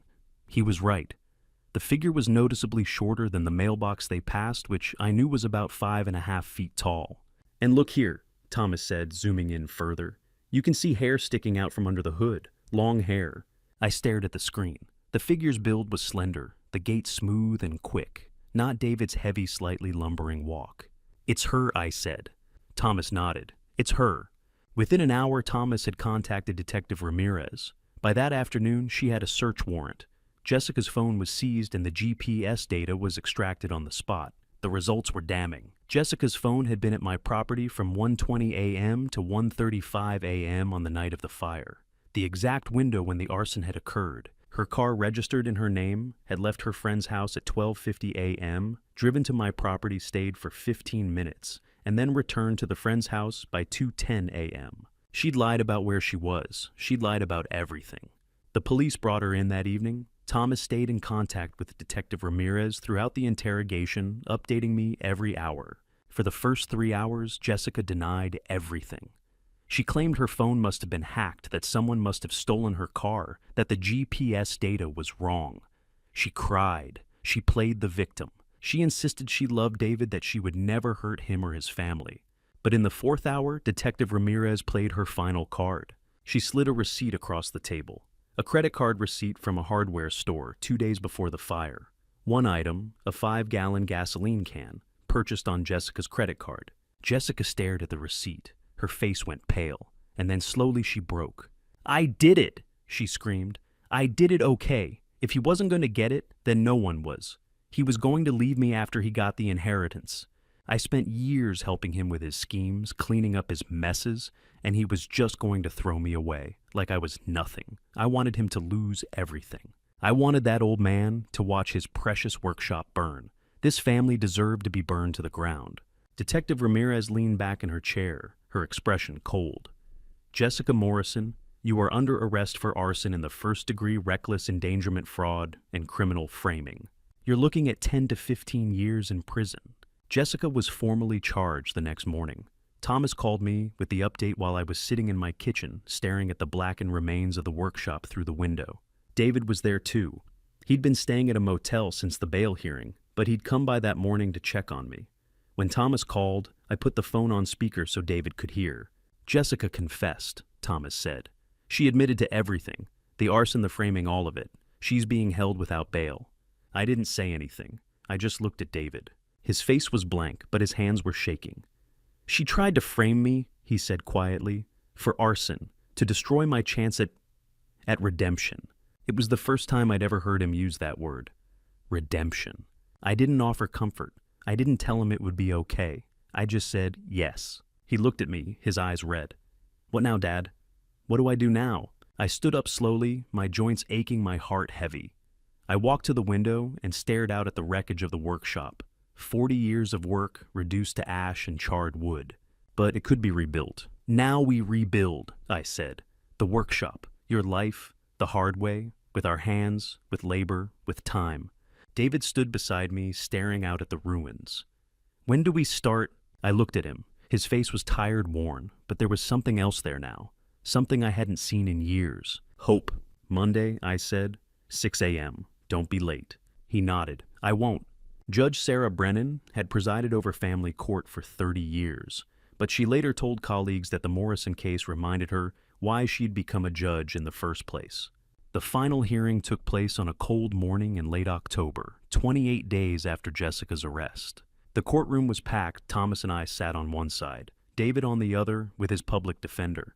Jessica was brought in wearing an orange jumpsuit, her hands cuffed in front of her. Her hair was pulled back her face, pale and hollow.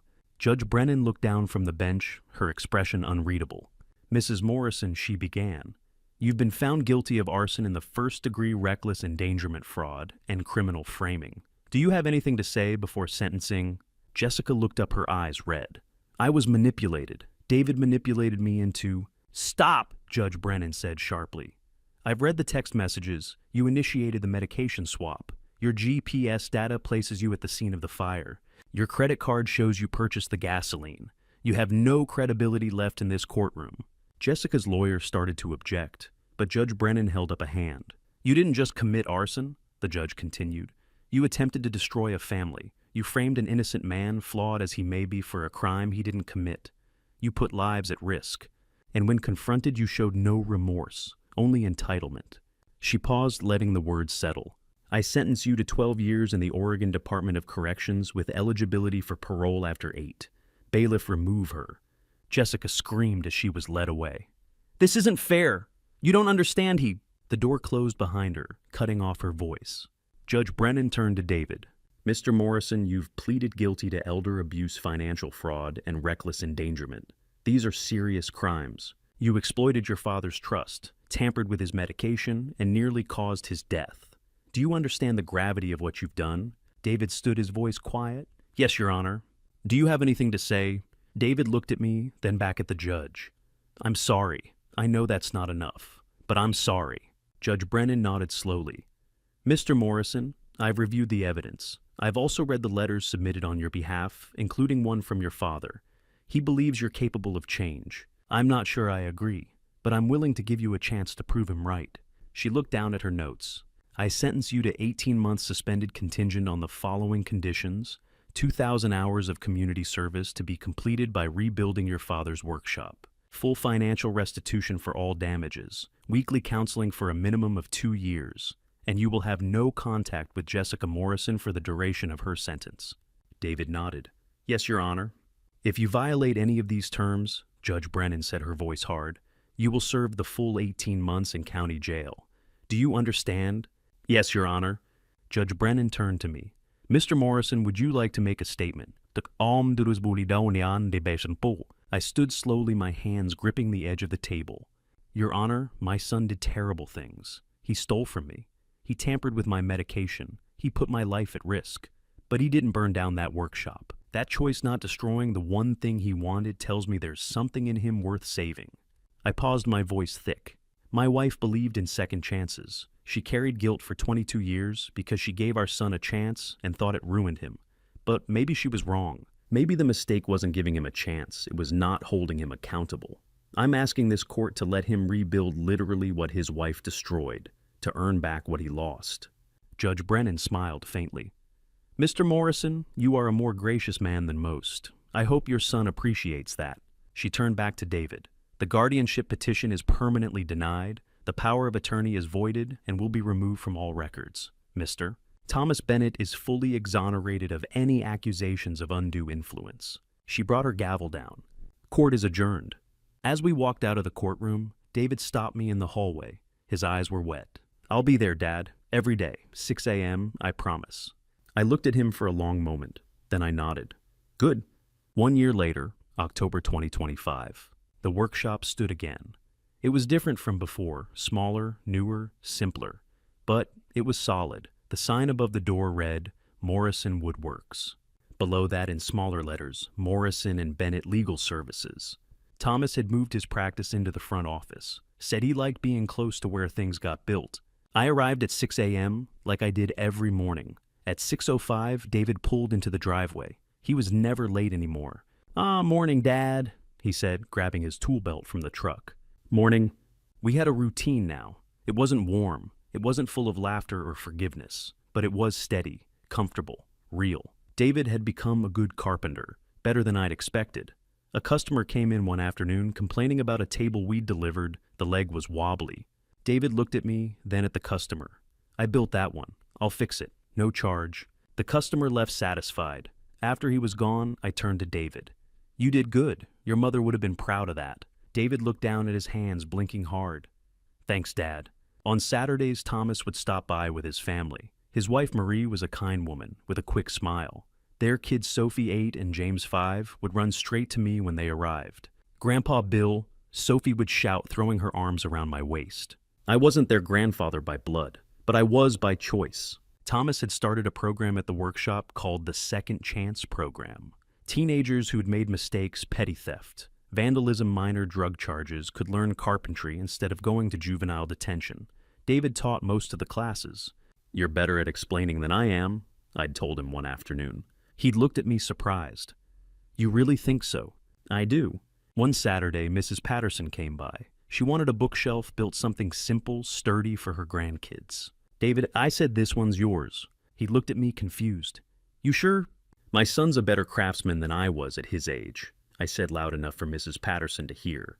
David's eyes went red. He turned away quickly, but I saw him wipe his face. Later that afternoon, I stood in the doorway of the workshop, watching David sand a piece of oak. Thomas was at his desk in the office reviewing a case. James was in the yard chasing Sophie with a stick. Catherine used to say that the best furniture was made from cracked wood. You take the splits, the knots, the imperfections, and you work with them. You don't hide them, you make them part of the strength. My son wasn't perfect. He'd lied, stolen, and nearly destroyed me. But he was here, working, trying. Thomas had come back into my life after 30 years because I'd given him a chance when no one else would. Maybe that's what family is. Not the people you're born with, but the people who show up, who do the work, who earn their place at the table, and who, when they break, you have the courage to pick up the pieces and start building again. James ran up to the workshop, breathless and grinning, carrying a tray with 3 cups of lemonade. The Grandpa Bill, Dad, Uncle David, the 3 of us stopped working. David set down his sander. Thomas closed his laptop. I wiped the sawdust from my hands. We each took a cup. The morning sun streamed through the open door, catching the sawdust in the air like gold. Somewhere in the yard, Sophie laughed. The smell of fresh-cut wood filled the shop. Tools hung neatly on the wall. A half-finished table sat on the workbench. Family built by hand. Looking back at everything that happened, I realized how close I came to losing, not just my life, but my soul. This family betrayal wasn't just about money or property. It was about trust, shattered love, weaponized, and the devastating realization that the people you die for might be the ones trying to bury you. If you're listening to this family story, here's what I learned: don't be like me. Don't wait until you're lying in a hospital bed alone and forgotten to see the truth. Don't excuse cruelty as family loyalty. Don't mistake enabling for love. My wife Catherine carried guilt for 22 years because she thought protecting our son from consequences was kindness. It wasn't. It was cowardice. And I repeated her mistake, ignoring red flags, making excuses, hoping love would fix what only accountability could heal. The greatest lesson from this family story is this family betrayal doesn't always come with warning signs. Sometimes it wears a smile. Sometimes it says, "I love you," while switching your medication. Sometimes it signs your name on documents while you're drugged and helpless. Trust but verify. Love but protect yourself. Forgive but never at the expense of your safety or dignity. God teaches us to forgive 70 times 7, and I believe that. But forgiveness doesn't mean forgetting. It doesn't mean handing someone a knife after they've already stabbed you. True forgiveness requires the other person to show through actions, not words, that they have changed. My son didn't deserve my trust because he cried or apologized. He earned it back one nail at a time, rebuilding the workshop his wife burned down. Here's my advice: if you're in a family story that feels wrong, that makes you question your own reality, that leaves you isolated and afraid, get help. Talk to someone outside the family. Document everything. Protect your assets. Don't assume blood means loyalty. Some of the most dangerous people in the world are the ones who know exactly where you're vulnerable because you trusted them enough to show them. And if you're the one who's betrayed someone, if you're reading this and recognizing yourself in David or Jessica, stop right now. The path you're on ends in prison isolation and a lifetime of regret. Family betrayal destroys everyone it touches, including the betrayer. Choose accountability. Choose honesty. Choose the hard work of rebuilding trust instead of the easy destruction of taking advantage. Catherine was right about one thing. The best things are built from broken pieces. My son and I will never have the relationship I once imagined. But what we're building now, founded on honesty, work, and consequences, is stronger than what we had before. It's real, and maybe that's enough. Family isn't who you're born to. It's who shows up, who does the work, who picks up the pieces when everything falls apart and helps you build something better. Thank you for walking with me through this journey to the end.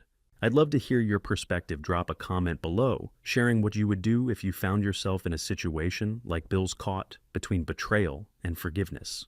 Your thoughts mean everything to me. If this narrative resonated with you emotionally, please consider subscribing so you won't miss future stories. A quick note: while inspired by real-life themes and social issues surrounding elder abuse and family conflict, certain elements have been dramatized for storytelling purposes. If this content doesn't align with your preferences, feel free to explore other videos that might suit you better.